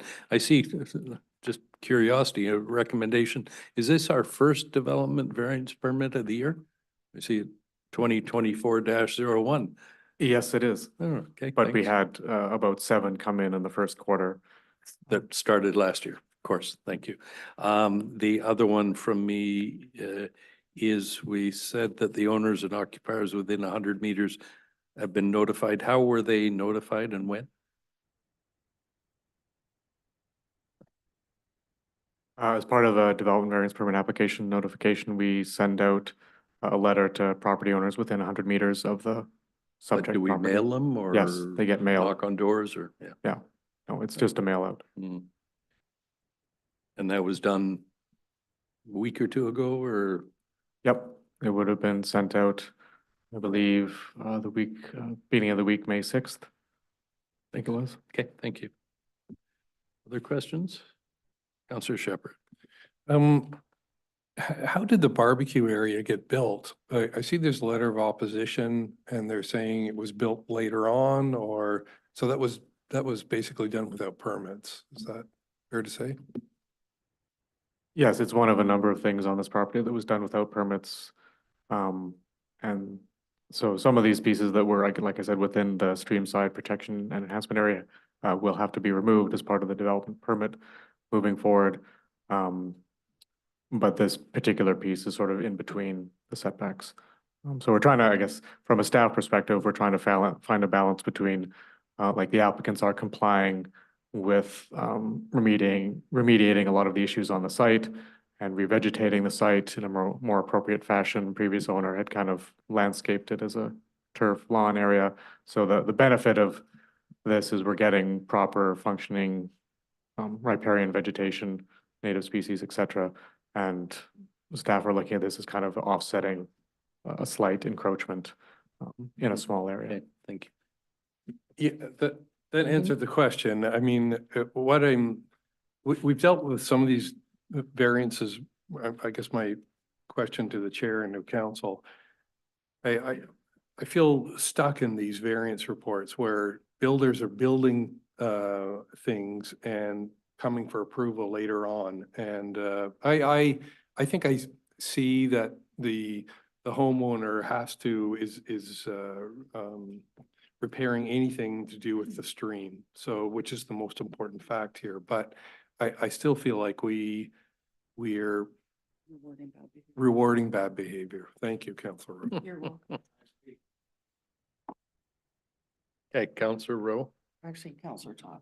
I recognized you, so you get to go ahead. Sorry. Go ahead. What was I gonna His say? battery's running Yeah, low. just rewarding bad behavior and just for process, just confirming that we actually follow this through, that all that is said gets done. Sorry, so that's an encouragement to staff? Go ahead. Is that? Like, is that part of the process? Do we know that what the homeowner has said that they would do actually gets accomplished? Okay. Well, Yes, I mean, that would definitely be part of updating the development permit conditions to ensure that all the work is done. So the revegetation, et cetera, all of that is conditioned in the permit. You know, there's all the attached environmental reports, landscape plans as the requirements. We have our security that's tied to field reviews and final reports to ensure that the work is all done in accordance with the permit. So that's how we ensure that that work is done. thank you, Councillor Toth, for Thank you. reading. Do the SPIA setbacks and variances to those require any sort of a referral process? Ministry of Environment, DFO, anything like that? That's my question, and then I'll just, while I've got the microphone, I do appreciate that the owner is trying to make some amends here for work of previous property owners, because you know, you look at the drawing that's here and it shows a fair bit of pathway, walkways that have been built, looks like right down to the ocean, basically. And it's interesting that we've got this setback requirement for the riparian areas, and they're gonna, you know, sit on their patio and they're gonna look across Wakefield Creek at the concrete wall on the other side. It's just an interesting sort of juxtaposition of we've got the reinforced wall on the other side, and we've got the riparian work that we're doing on this side, or that we're requiring to be done on this side. So my question about the referral process, thanks. Question about referral process. Does the SPIA setback Yes. require any referral to other agencies? Right. Not in this case, because they're not proposing to they're removing the encroachments, the structures that were within the SPIA, because basically provincial regulations don't allow them to have anything in the SPIA.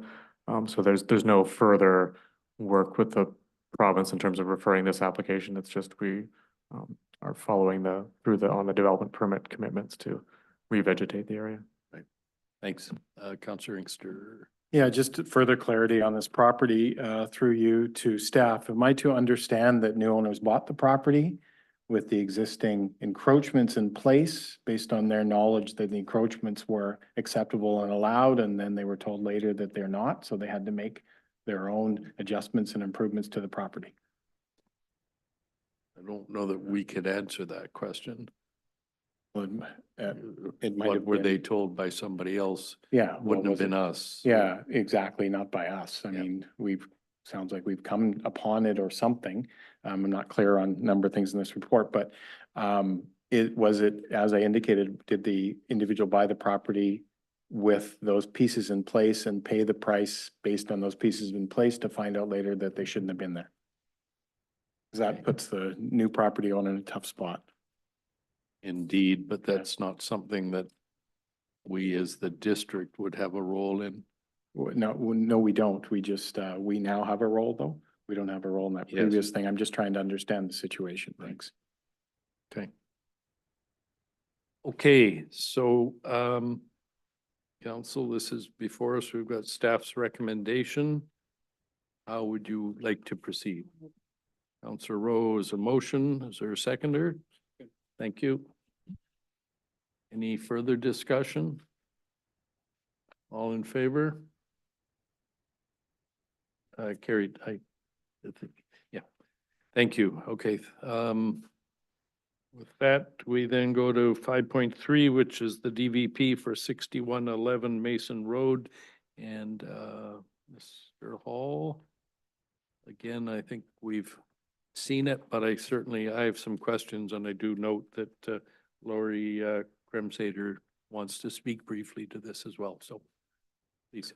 Yeah, so this particular development variance permit application is a little bit more unique as it is related to newer regulations in our agricultural zone. So as part of zoning bylaw 580, we had created a new agriculture zone and implemented a number of regulations that come sort of from provincial best practices. So the farm residential footprint is one regulatory piece that is really looking at trying to corral residential uses on the property and kind of help deal with current or future non-farm versus farm conflicts. And so what we have here is the variance looking at trying to alter a number of regulations related to the farm residential footprint and siting. And this is something that's not uncommon. Implementing these type of regulations, you're obviously dealing with properties that are vacant or have existing dwellings on them. And when somebody goes to do something, it's sort of a first case of establishing that farm residential footprint on the property and seeing how it fits based on where existing dwellings are and what they're trying to do. So in this case, we have existing dwelling on the property, but where they're seeking to site the farm residential footprint is in a different location. And there's some changes that have to be made to the various setbacks as a result of that, and the siting of the property boundary, as well as a related request to increase the size of the dwelling, which is also something that's regulated in the agricultural zone to limit the size of the main dwelling. Part of the variance is also because the proposed farm residential footprint would be located in a new area and the existing dwelling would not be within that footprint. That's where this covenant condition is coming in to say, okay, we're willing to allow this existing dwelling to remain with this existing tenant. But when that is no longer occupied, like that use can't continue and that would have to be decommissioned or demolished. Because ultimately the purpose of the residential footprint is to be a singular footprint in one location, not divided up across the property. But there's trying to allow the needs of the applicant in the situation to have this established, but accommodate the existing situation on the property. Can I stop you there just for a minute? So this is essentially a temporary covenant that when the tenant leaves, the structure is to be demolished? Yes. Okay. So we have proposed. Yes, yeah. Yeah, Okay. so all the variances are related to establishing the farm residential footprint on the property in a location where the existing dwelling is further north of that. So a new dwelling would be constructed within this footprint, and that's where the main families would reside. And this existing dwelling with its existing tenant would remain. And the covenant is there to ensure, like to allow that, but to recognize that once they're no longer there, that dwelling has to be decommissioned or removed. And to pick up on Councillor Shepherd's point, it's the existing dwelling that would have to come out. And okay. Thanks. Questions? Can we? We've got No? Sure. Thank you. It's an odd question, I suppose. The existing dwelling in conjunction with the proposed structures in the new location, do they meet the combined limitation of the ALC regulations For size? for size?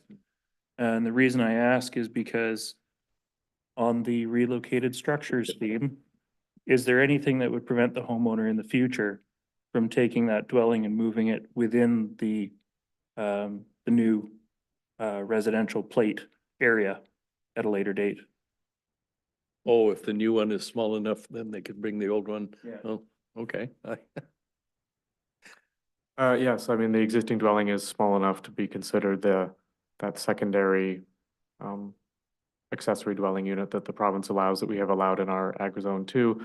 So yes, theoretically, that existing dwelling could be relocated into the residential footprint as that second dwelling, subject to the other regulations of the AG1 zone, but that would be the intent, is ultimately the footprint is established, they build their new home, that's the main large dwelling.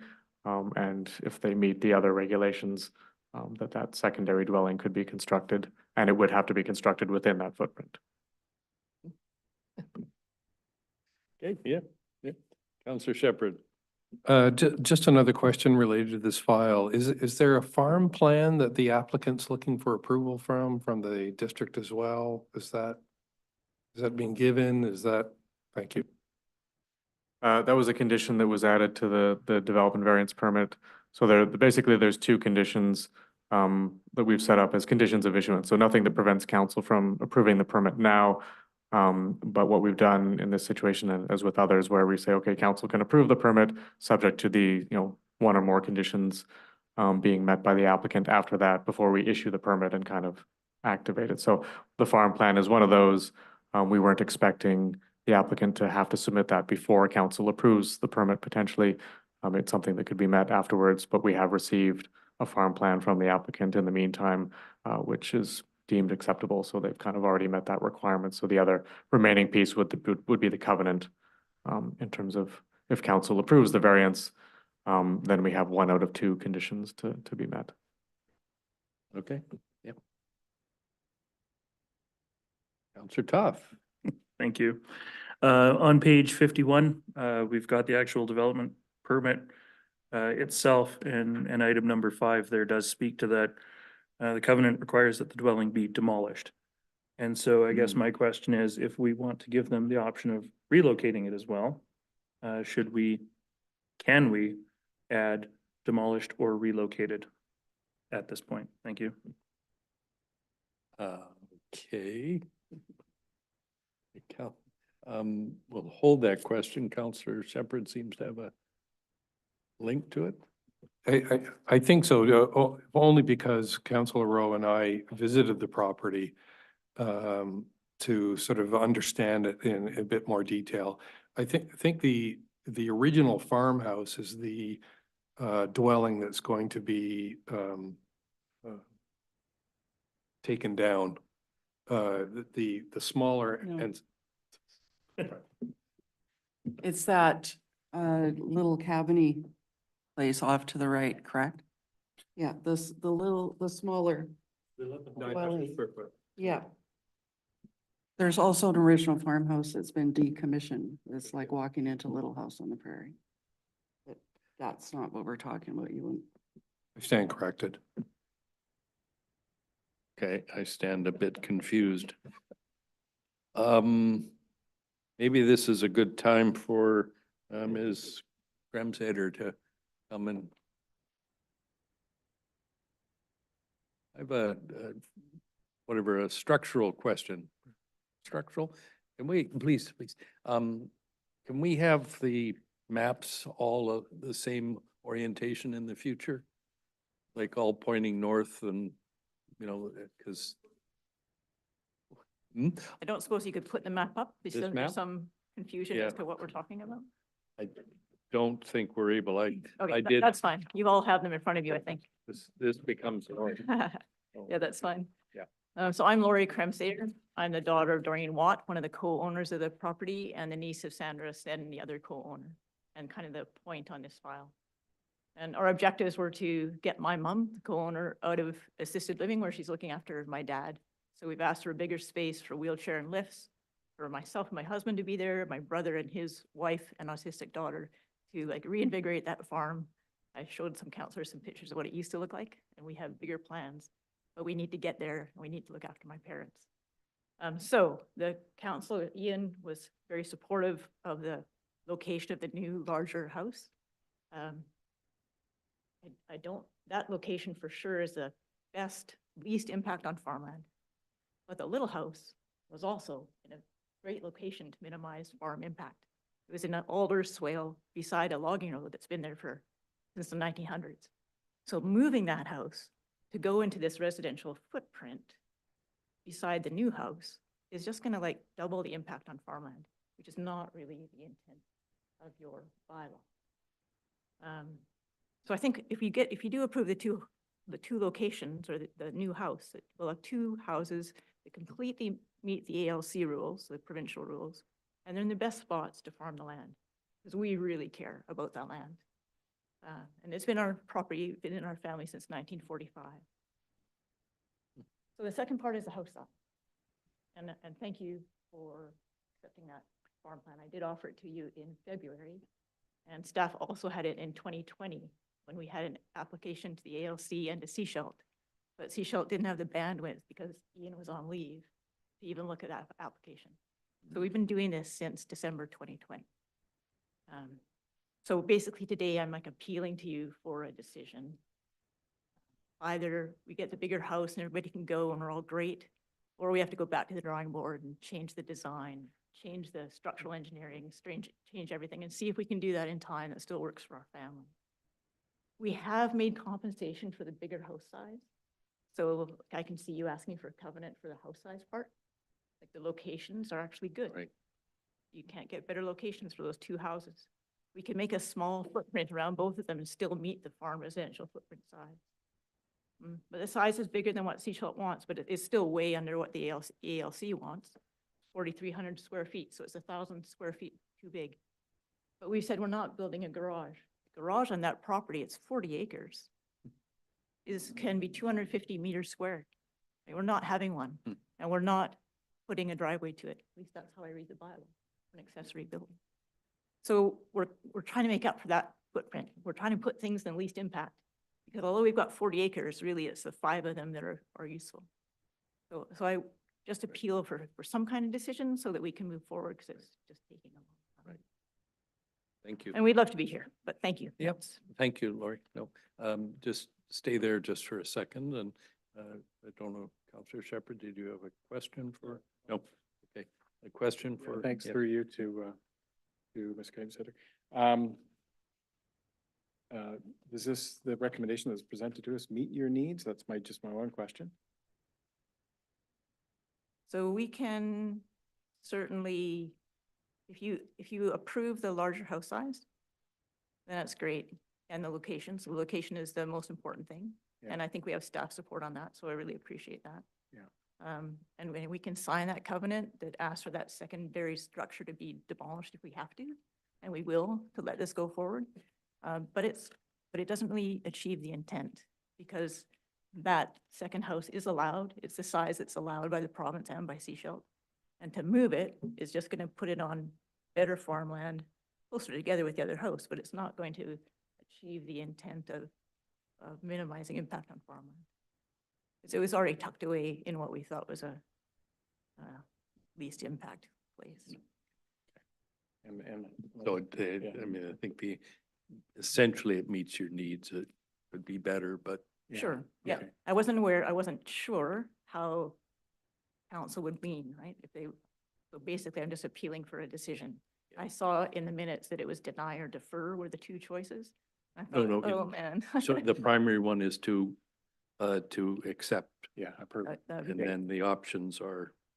Other It's options, yeah. I procedural see, things. So, I see. yeah, one in bold. So, yes. Yeah, thanks. Councillor Inkster. And good to see You a wanna- farm. Good to see a farm. I hope, do you have a well? We have we have Yeah. farm status. Okay, yeah.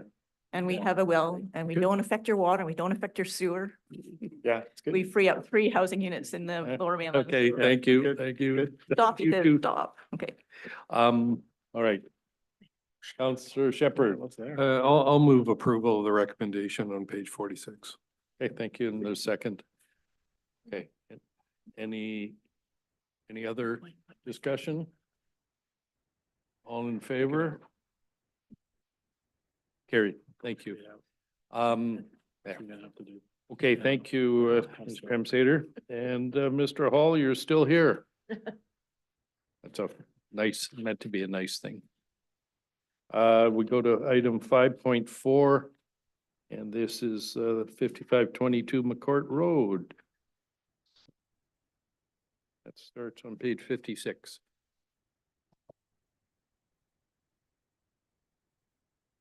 Fire when ready.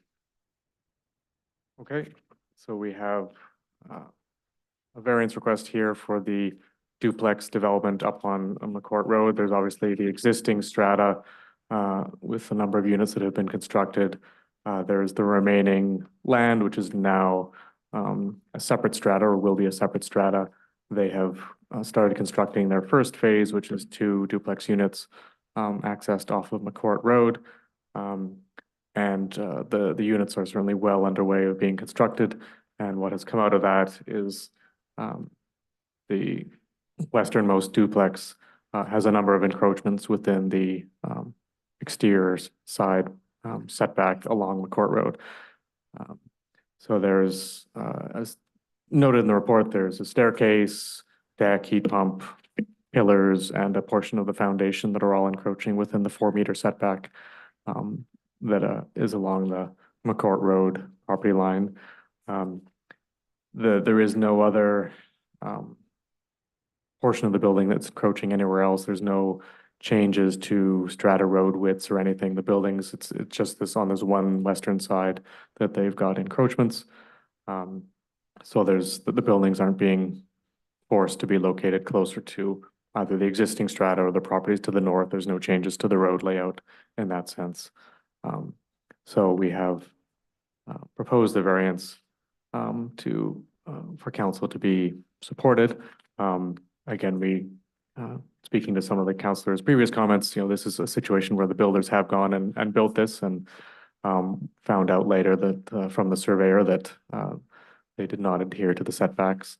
Now, partly that is this property was previously zoned slightly differently under bylaw 25. There was a 3-meter setback that was increased to 4 meters as part of the zoning bylaw 580 update for that particular zone. However, even under the old 3-meter setback, the encroachments would have penetrated that 3 meters. So we have it presented for council approval. Okay. You want to start, Counselor Inkster? You see the look on my face? No, you just turned your microphone off. Okay, yeah, I'm just looking at the drawings and listening to the explanations. So it was built within the setbacks from the start?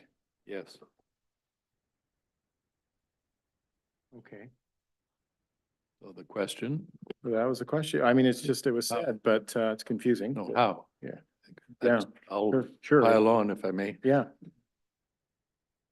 Yeah, I mean, this is certainly not the only situation where dwellings or other structures have been constructed and the builders have not adhered to setbacks, either through perhaps a variety of means. There is also an issue perhaps as our building staff work through, there is a lag sometimes between say forms being poured and us getting a survey confirming the location of those.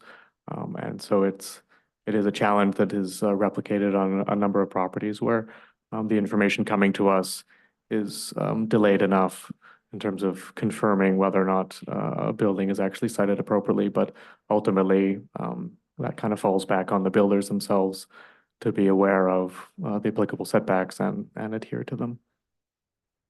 Well, I appreciate it. It's always on the owner. But I thought we had inspections at stages to prevent this. We do, and then this is where the lag between inspection and getting a survey confirming the actual location can be sometimes substantial enough that work has already been completed and we only get the survey after the fact that confirms that the location is actually not meeting the requirement. Wow. Okay, it's not, we're not talking a few inches. Okay, council? Other comments, questions? Yes, Councillor Shepherd. Not a question. I'll move the recommendation on page 56. Okay, is there a seconder? Councillor Bell seconds. Yep, thank you. Thank you. I will support this, but only because we don't really have any other options here. I know there are technically options, but I guess the one thing that we can take comfort in is at least they kept it on their own property, right?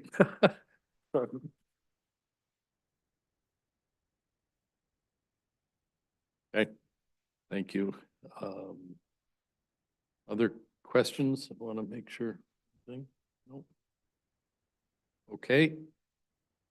I will call the question. All in favor? Councillor, you're voting, so can we do this again? I know it's getting late. All in favor? 1, 2, 3. Opposed? Yeah. No, yep, I was. Okay, very good. Okay. Very good. So we then move to item 5.5, 4350 Rainbow higher fences around BC Hydro's compounds. And I think I know what you want to do. Go ahead. Ask a question? You're absolutely right. Thank you, Chair. I will move the recommendation, but I want to get one question in here first.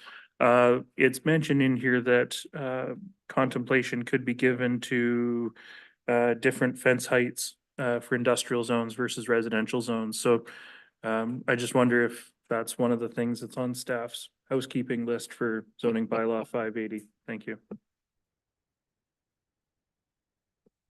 Yes, sorry. It certainly could be. Okay. And so you will then follow that up with, I'm going to move the recommendation as presented. thank you. Second. Any questions, comments, concerns? Councillor Shepherd. There's no explanation in the report as to why they've asked for this. I'm assuming it's security, added security, but thank you. Somebody, yeah.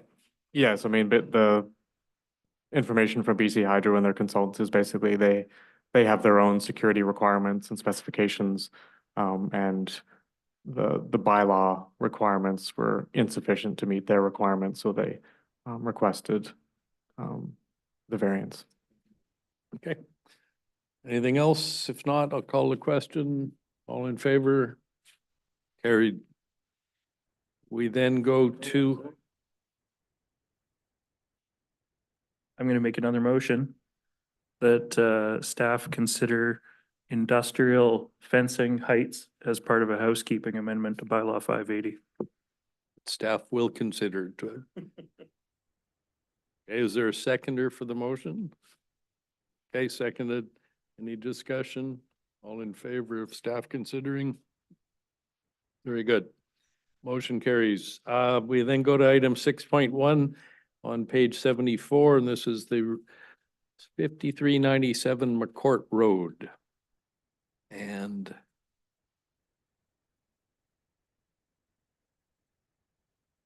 gone to the wrong one. Now I've gone to the right one. Okay.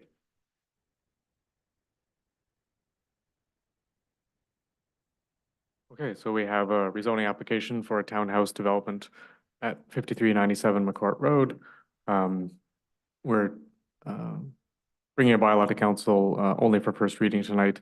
The Advisory Planning Commission did review this at their meeting on May 7th. We did extract the recommendations and the motions they made from their meeting and attach it to this report. The full minutes with a substantial amount of comments will come forward to a future council meeting. So we have the proposed 86 townhouse units with 43 secondary suites within it. This is a rezoning application that is consistent with the official community plan. So based on the provincial changes, this is one that a public hearing could not be held if it's deemed to be consistent with the OCP. They're not triggering an OCP amendment for density. They're staying within the existing density limits in the residential land use designation.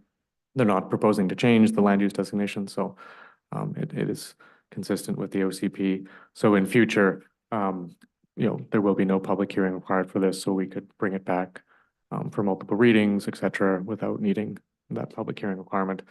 So you'll see in the report, there's links to the APC report, which has links to quite a number of applicant documents, including a geotechnical report, a hydrogeological assessment, a lot of architectural landscape drawings. So there's a lot of information to wade through, but basically we're here before council to get first reading for the bylaw, and then we can would refer that out to all the agencies again and have both all the applicant materials, the APC comments, quite a full package for referral agencies to sink their teeth into. And the other thing I wanted to highlight, it's in the report, but just to really highlight that this applicant has already incorporated into their development proposal both a commitment to rainwater harvesting on the site, but also gray water reuse. And they're one of the, I think actually the only applicant that has really committed to incorporating that into their development, and which is quite a substantial water conservation measure that council has considered for other applications, but this is one of the only ones that's actually committing to that from the start. Thank you. So this is before us, just, I guess you're looking for us, is there something that causes us so much trouble we would want to, stop it now?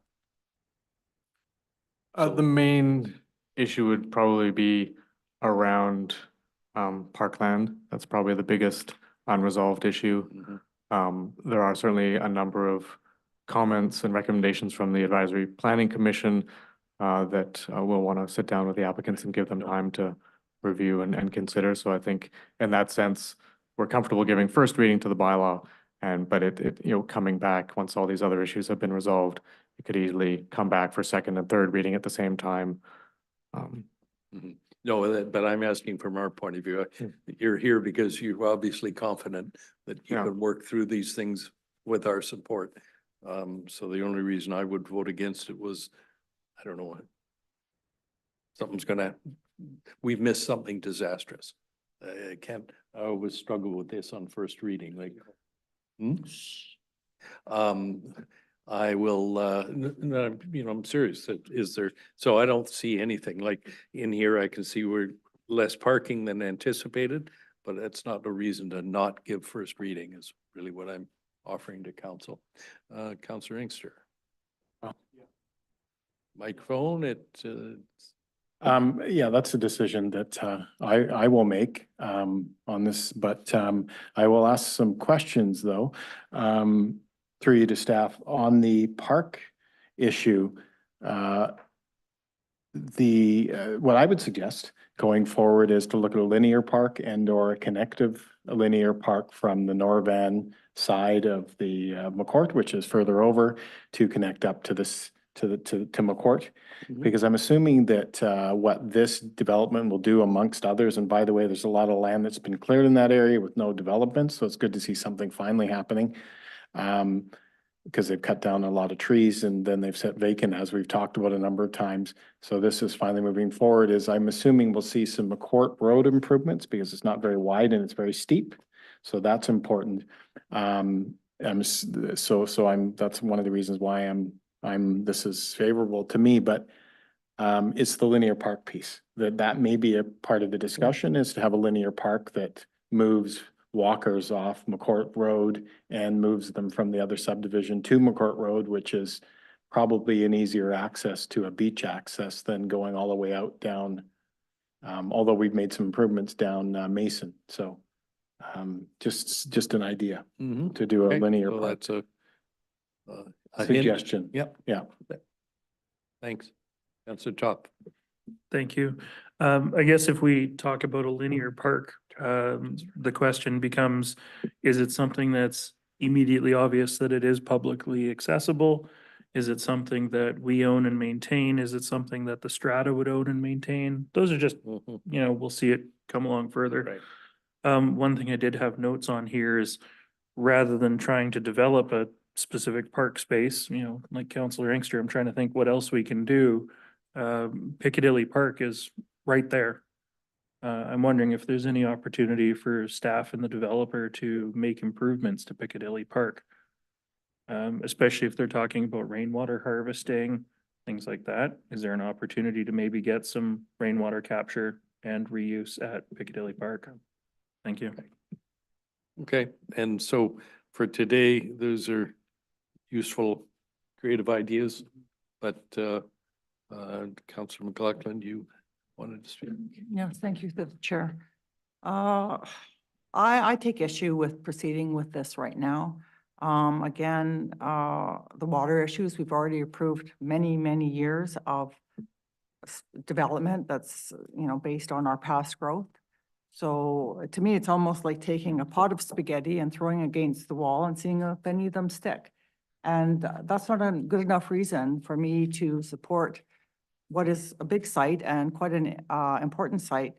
I would have liked to have seen them come forward with some kind of landscape plan, some kind of evaluation of the site, some kind of urban design analysis to show what they're planning here.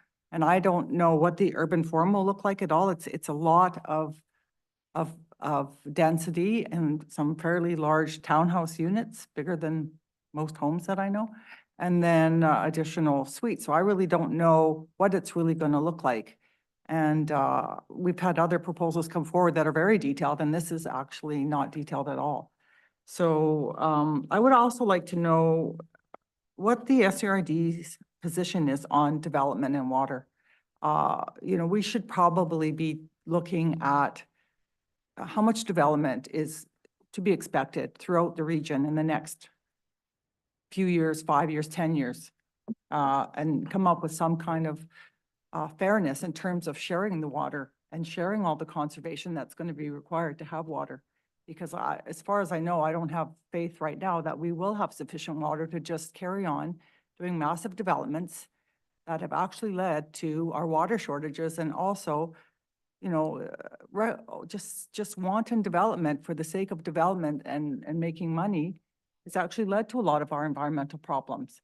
So I don't think it hurts to hold off a little bit and ask more from this developer and more detail in terms of how this can actually be a more complete community, a sustainable community, and also that relates to the school demand. This could have a lot of impacts on the school. And I know the school board has already raised an issue with regard to their capital plan and their schools being pretty much built out and pretty much at capacity, especially in West Sechelt. So I think there's things that should be evaluated and researched and illustrated and discussed before it comes here for first reading. And I don't see why they can't do that. They stand to make a lot of money from 129 housing units on this property. And it's going to have a huge impact on the feel of that neighborhood. And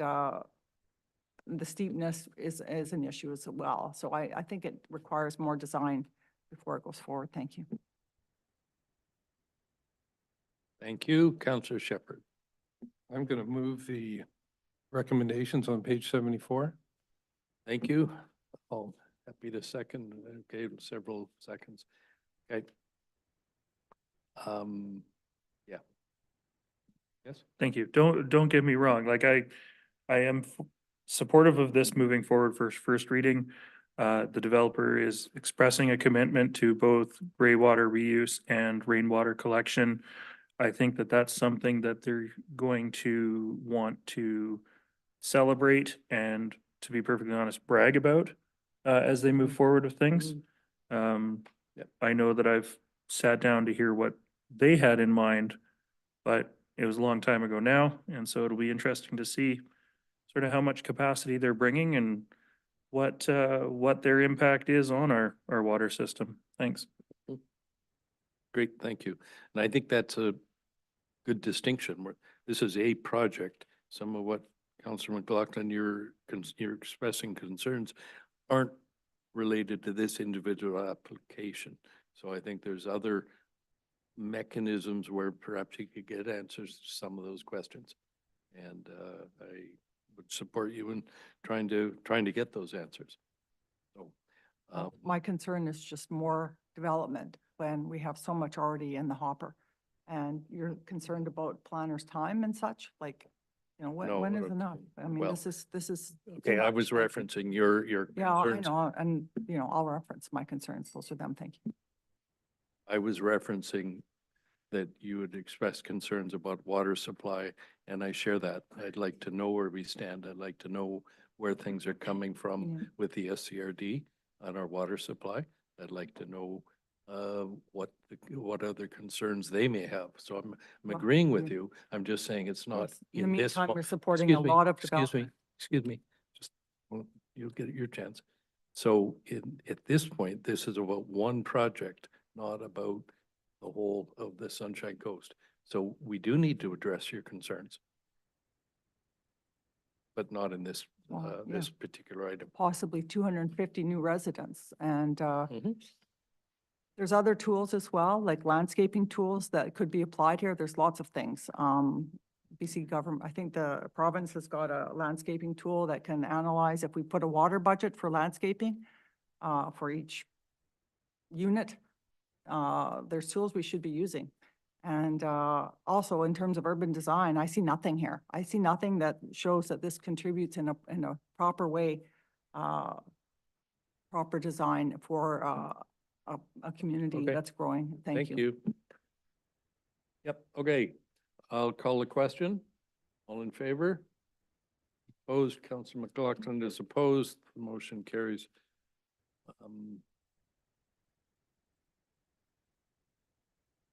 Okay, we then, oh, you get to, did I missed one? Oh, of course. Yeah. Okay, so the bylaw is on page 93. And this is before us for first reading. Bylaw number 580-10 2024. Moved. Is there a seconder? And okay. I'll call the question. All in favor? Councillor McLaughlin is opposed. Motion carries. Yeah. All right, folks, we'll push on. We've almost cleared the room. So we've got minutes from May 1st. And anything on those?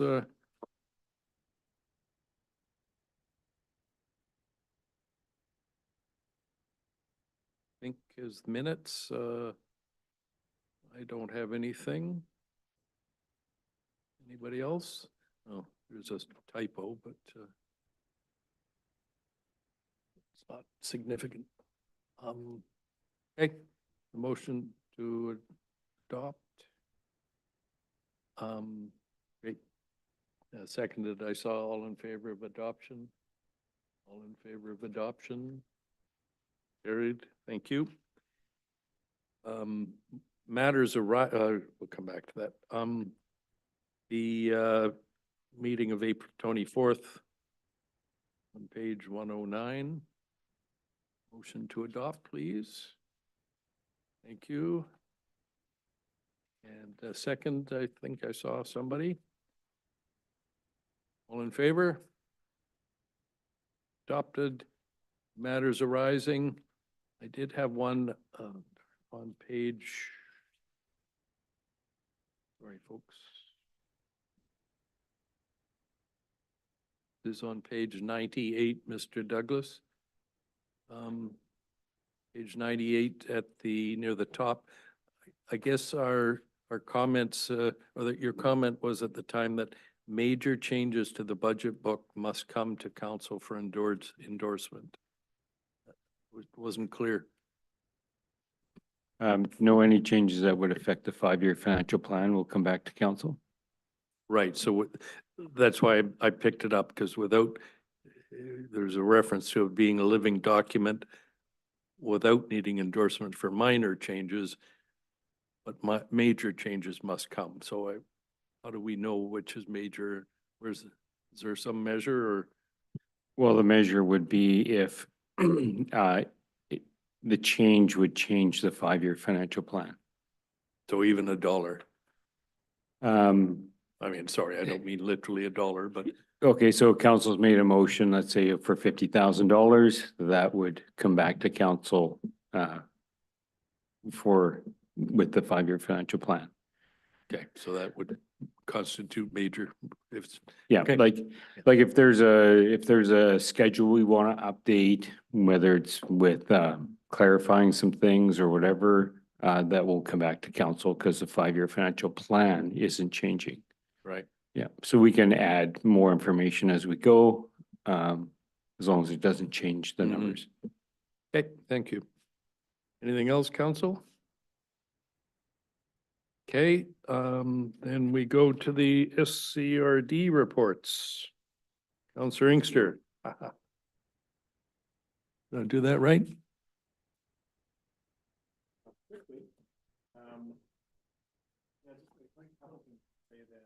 Microphone, Darren.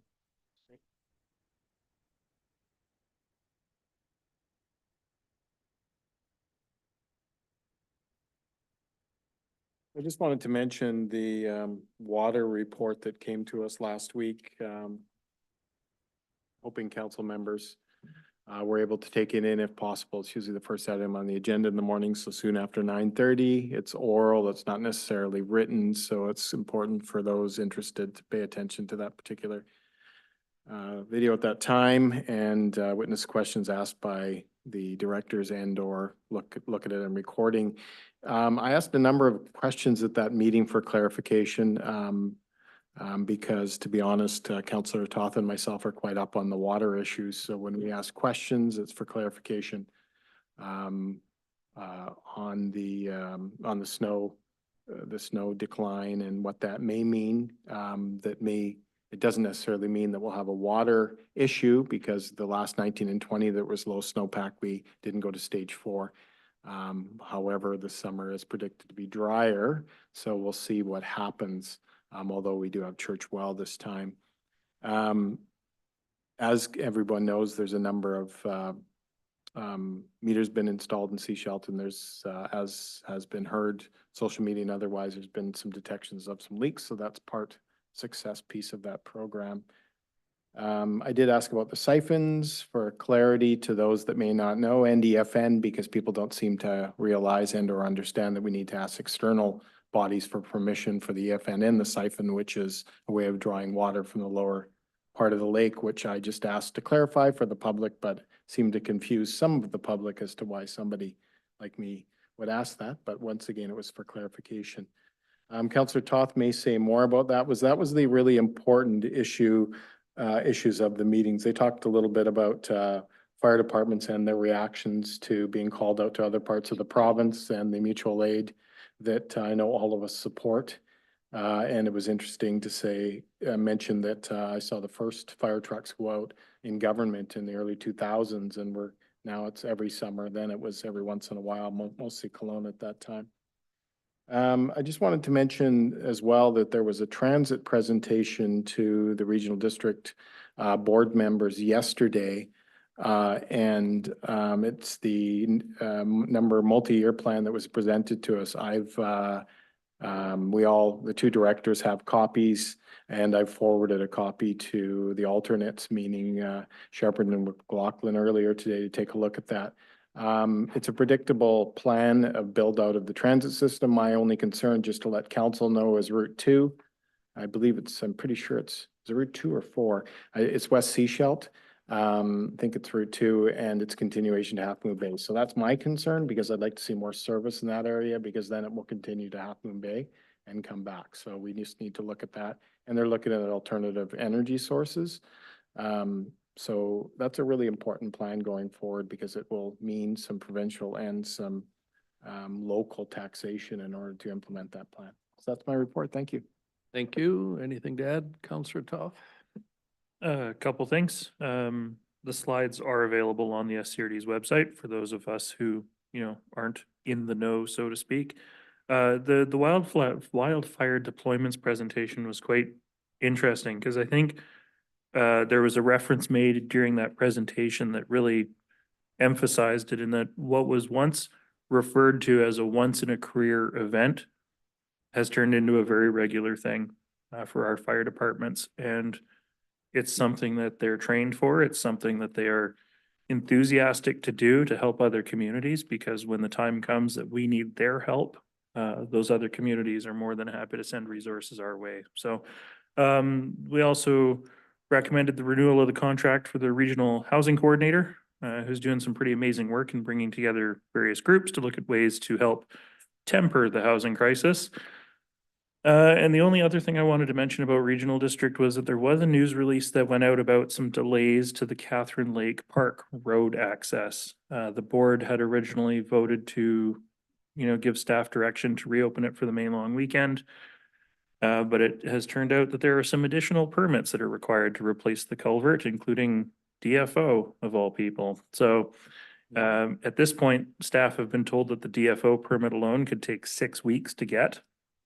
And so they're looking at some possible temporary road bridging or plates or whatever. But if none of those come through, Catherine Lake Park isn't going to be reopened until July at the earliest. So, which is disappointing because that's one of the crown jewels of the Sunshine Coast when it comes to our parks, I think. So, and that's my SCRD report. Thanks. Okay, any questions from us on the SCRD reports? Councillor McLaughlin. Yeah, I was just wondering if you could tell the public when the Seashell Aquatic Center will be closed. I will, most of June. I don't have the exact dates in front of me. I can certainly look them up. They close for 4 weeks every year. And a lot of people complain that, why are they doing it in June? And the reason is the water table around and under the aquatic center is such that if they do it during the winter months, the empty pool basin being acted on by the water table could actually cause damage to the structure of the building, because it will actually work to lift the pool basin out of the ground.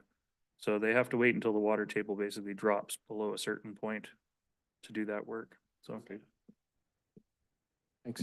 I know Councillor McLaughlin uses the rec center, so it's a very personal question for her that it will be closed a while. There's some work that's being done within this closure, a number of repairs that have been talked about before, and I'm sure the mayor is aware of from his previous work at the regional district.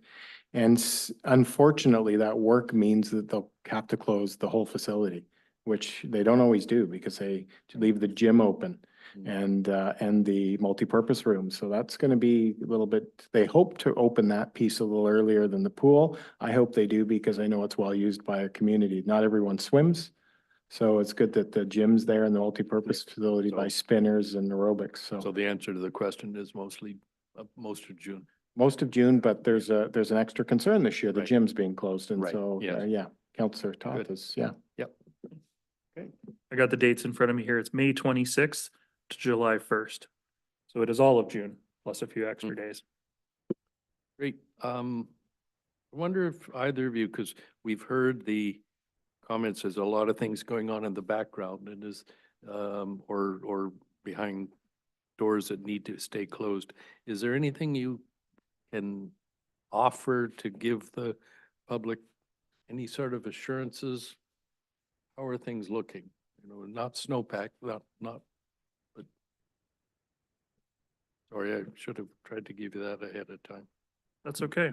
1 o'clock this afternoon, Aiden put out a water supply projects update, which does talk about everything that the regional district is looking at and sort of everything that can be released publicly at the moment.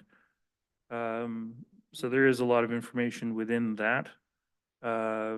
Staff are still working to try and coordinate a water summit for all of the local government. Yeah, not really sure what more to add to that. I mean, I can forward that release to council, but I think we receive it automatically already. Yeah. Anything? You're okay? Nothing? Yep.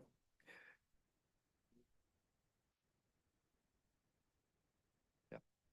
I just think the people need to hear that things are, there are options, and maybe this report has provided some additional details. I mean, there is one detail that I know I fact checked recently, so I'm happy to confirm it, in that last year, as part of the commissioning process, Church Road wasn't running at full capacity. It was only averaging 2.6 million liters a day. And this year, it's set to run at its full capacity of 4.6 million liters per day, every day. So that's an extra 2 million liters a day we didn't have last year. Good. That's the sort of thing I think is very helpful. Okay, we'll go to council reports, and then we go to our Councillor Bell first. Councillor Bell. Councillor Bell, you're up for the council reports? No report. Councillor Bell reports that she has no report because she wasn't here. Very good. Thank you. Councillor Inkster. Talk about a few things then. Thank you. Last week I was at the community forest and listened to their presentation, and the mayor was also there. I hope one day the council can talk about the community forest some more. We used to talk about a little more in the past, what it's doing, dividends, et cetera. And it would be good if we have a conversation amongst ourselves one day about the community forest and what we see it as, how we envision the community forest. I went to the West Seashelt Association last week. I didn't stay for the Fire Smart because I'd heard it a number of times before, but I'm so glad that Fire Smart is going around to all the community associations, if asked, and or the community to speak to them. And I'm pretty sure that led maybe to the good presentation by the SCAF a week or so ago on emergencies in the community. So it's sort of like, I think it's a build up to start informing our community more. So it's good to see that. Councillor Shepherd was there. I was really surprised to see him, but yeah, it's it was a good presentation. It's a very active association. And then I wanted to mention that the FAC is meeting again, and a number of discussions are happening. We're trying to deal with the public piece to the FAC meetings, because as council knows, that's still not allowed, and it's a really important piece of having open meetings. So we're still negotiating for that. A reminder to council, we're still complaining about the upper parking lot issues. So if council deals with that and sees any stories, pass them on to me. We're talking about the fact that people are stuck up above the gates, the aged and people with children. It's not At Horseshoe Bay. at Horseshoe Bay. Yeah, it's a big issue. Very frustrating to us because we're not hearing enough from BC Ferries to resolve the issue. I think they added 2 more porta potties. That's it. People need water though and things up there, so it's a big issue. And I just wanted to remind council, 7 days a week now, 2 ferries. I've not heard that that's changed. So Tuesday, Wednesday, which was where everyone was going to now has 2 ferries. And I was told the other day, and I'm trying to confirm, that there's a 13th sailing now. So during the day. So I'm trying to, because I was a little surprised by that. So anyway, more sailings, but we still are waiting till the end of the 2020s for a new boat. So that's a little bit frustrating. Thanks. Thank you. Yeah, we keep talking about it, but yeah. Councillor McLaughlin. Yes, thank you. I was away for most of last week, but a couple weekends ago, I did attend the Missing Women and Children's March in Seashell. So that was a very solemn affair, but a very important first march for that purpose.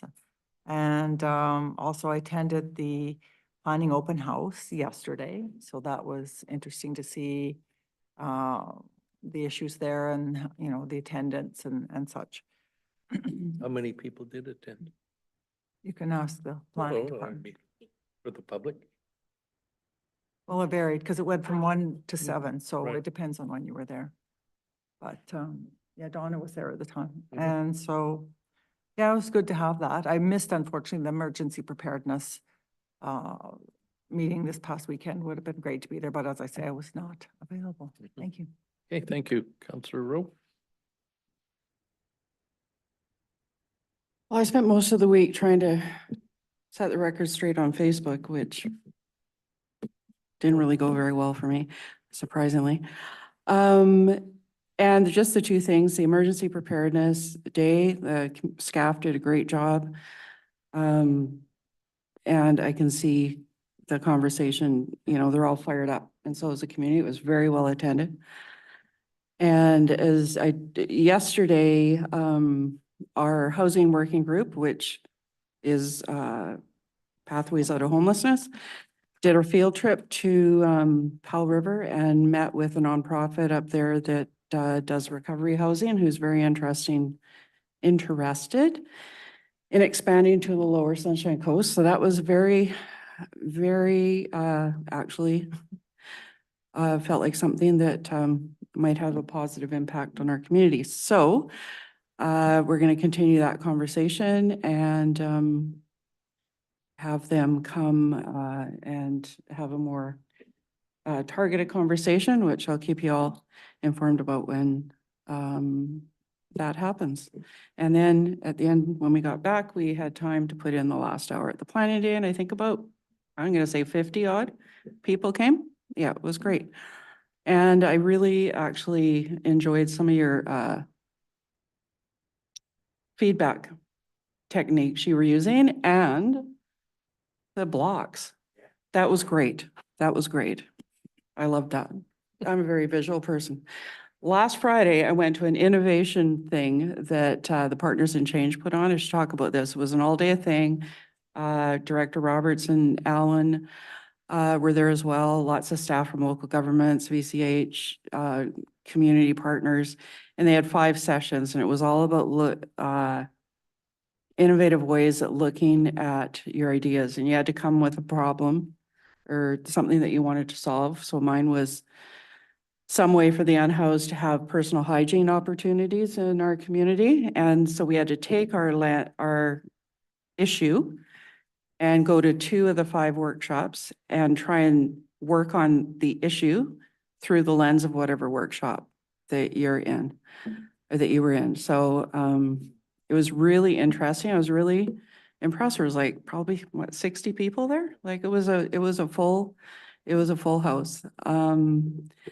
So it's been kind of an inspiring week, which you can't always say for local government, but no big win on Facebook for me.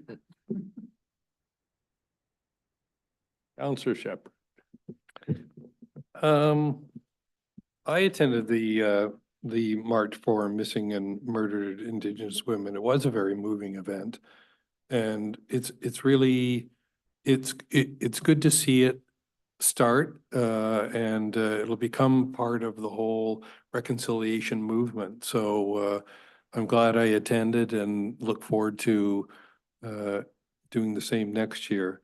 I unfortunately did miss the community association's meeting on emergency preparedness, but they seem to very energized by the attendance, and they're really rolling with that issue, which is great to see. I attended a Sunshine Coast Community Forest monthly meeting, and they have some, first of all, their board is re-elected, which is great to see. They're very enthusiastic people, and some very positive news actually on sales of timber for telephone poles. Some really good indications of revenue coming in for this year. I was amazed to see Councillor Inkster at the West Sechelt AGM. I'm not sure why he was there, but I thought it was very well run. I did actually stay for the Fire Smart presentation. I'm glad I did, and learned a lot. Very frightening films. Yeah, they have some very interesting pilot program they're running on just sort of awareness within some neighborhoods It's not a sort of older version where groups are walking through the community at night. But they're sort of monitoring the area and protecting people, so it was good to see. And I attended the planning open house as well. Kudos to the planning department. I thought it was really well run. Some great feedback from a couple of the community associations that were there. They really enjoyed buying into the process at such an early stage. So thank you. Great, thank you. Councillor Tough. Thank you. Yeah, that planning open house, I think was the first time I've played with blocks since my kid was little. So maybe we should be insisting that developers bring forward their projects in models of blocks in the future.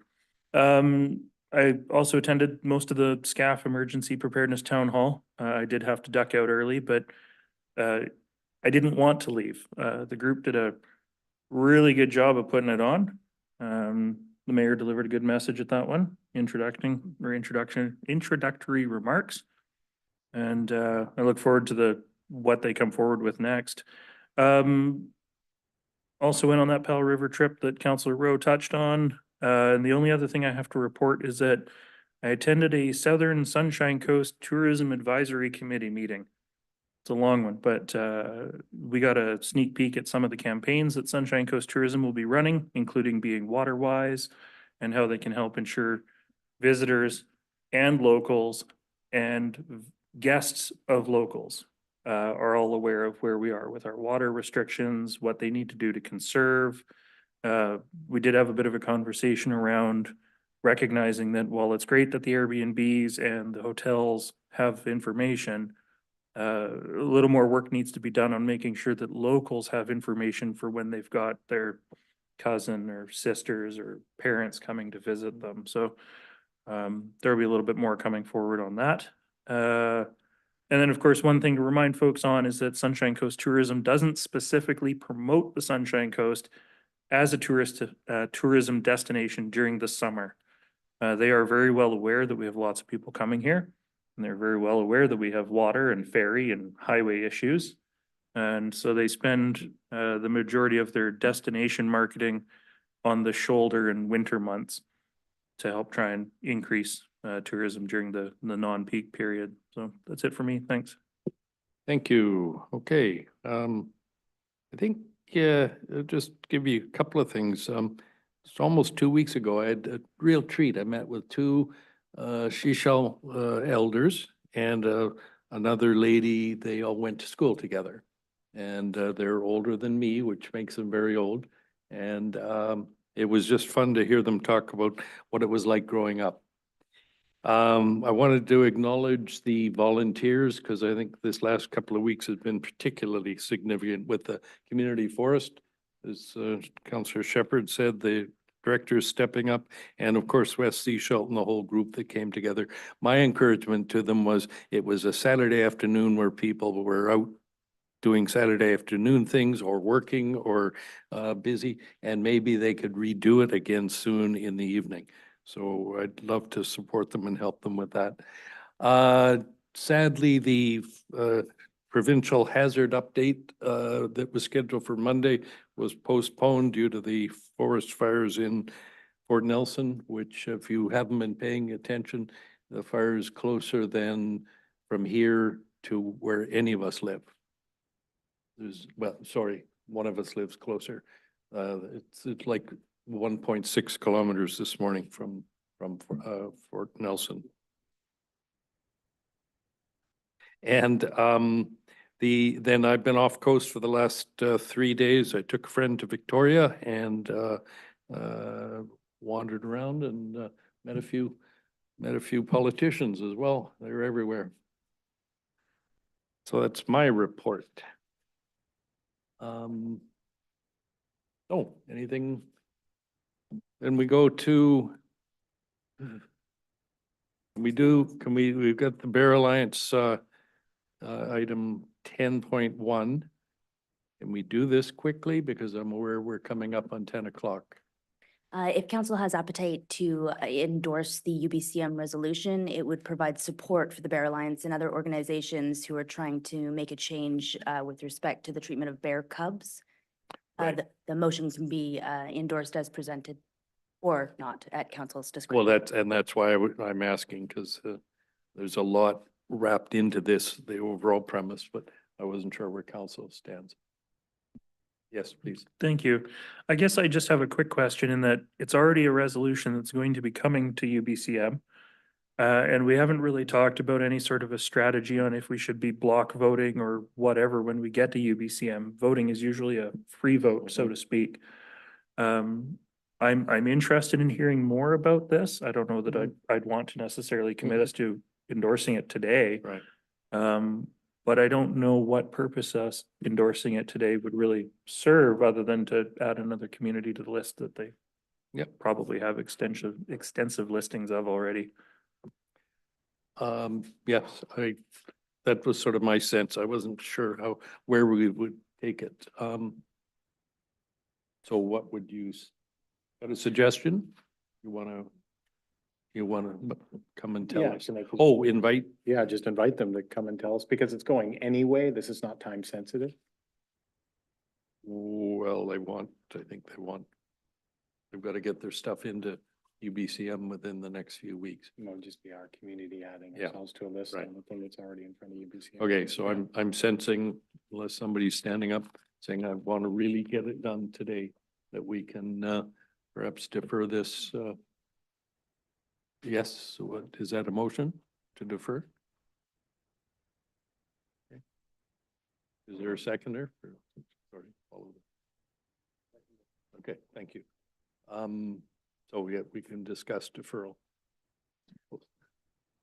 We're gonna run out the clock if we discuss deferral.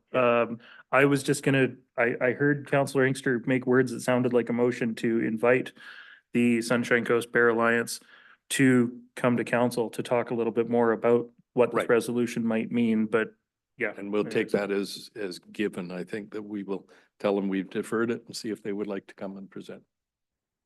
All right? We'll ask them. Okay, all in favor of deferring? Carried. And finally, to release resolution on 11.1, pointing us to do something that we did 10 days ago. All in favor? Released. And a motion to adjourn. Everybody voted. Okay, Lynn, you're amazing. Thank you, everyone. Any questions? Anybody online?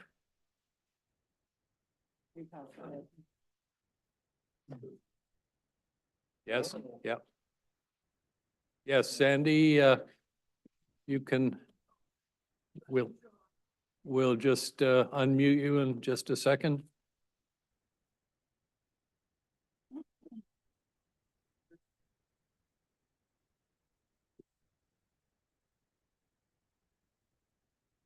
Sandy, we should be able to hear you. If you could speak, ask your question. Whoops, half a sec.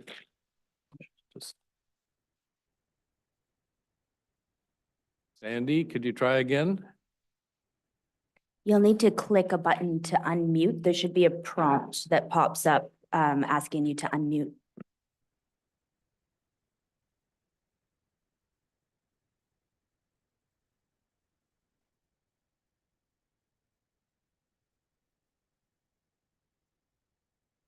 No.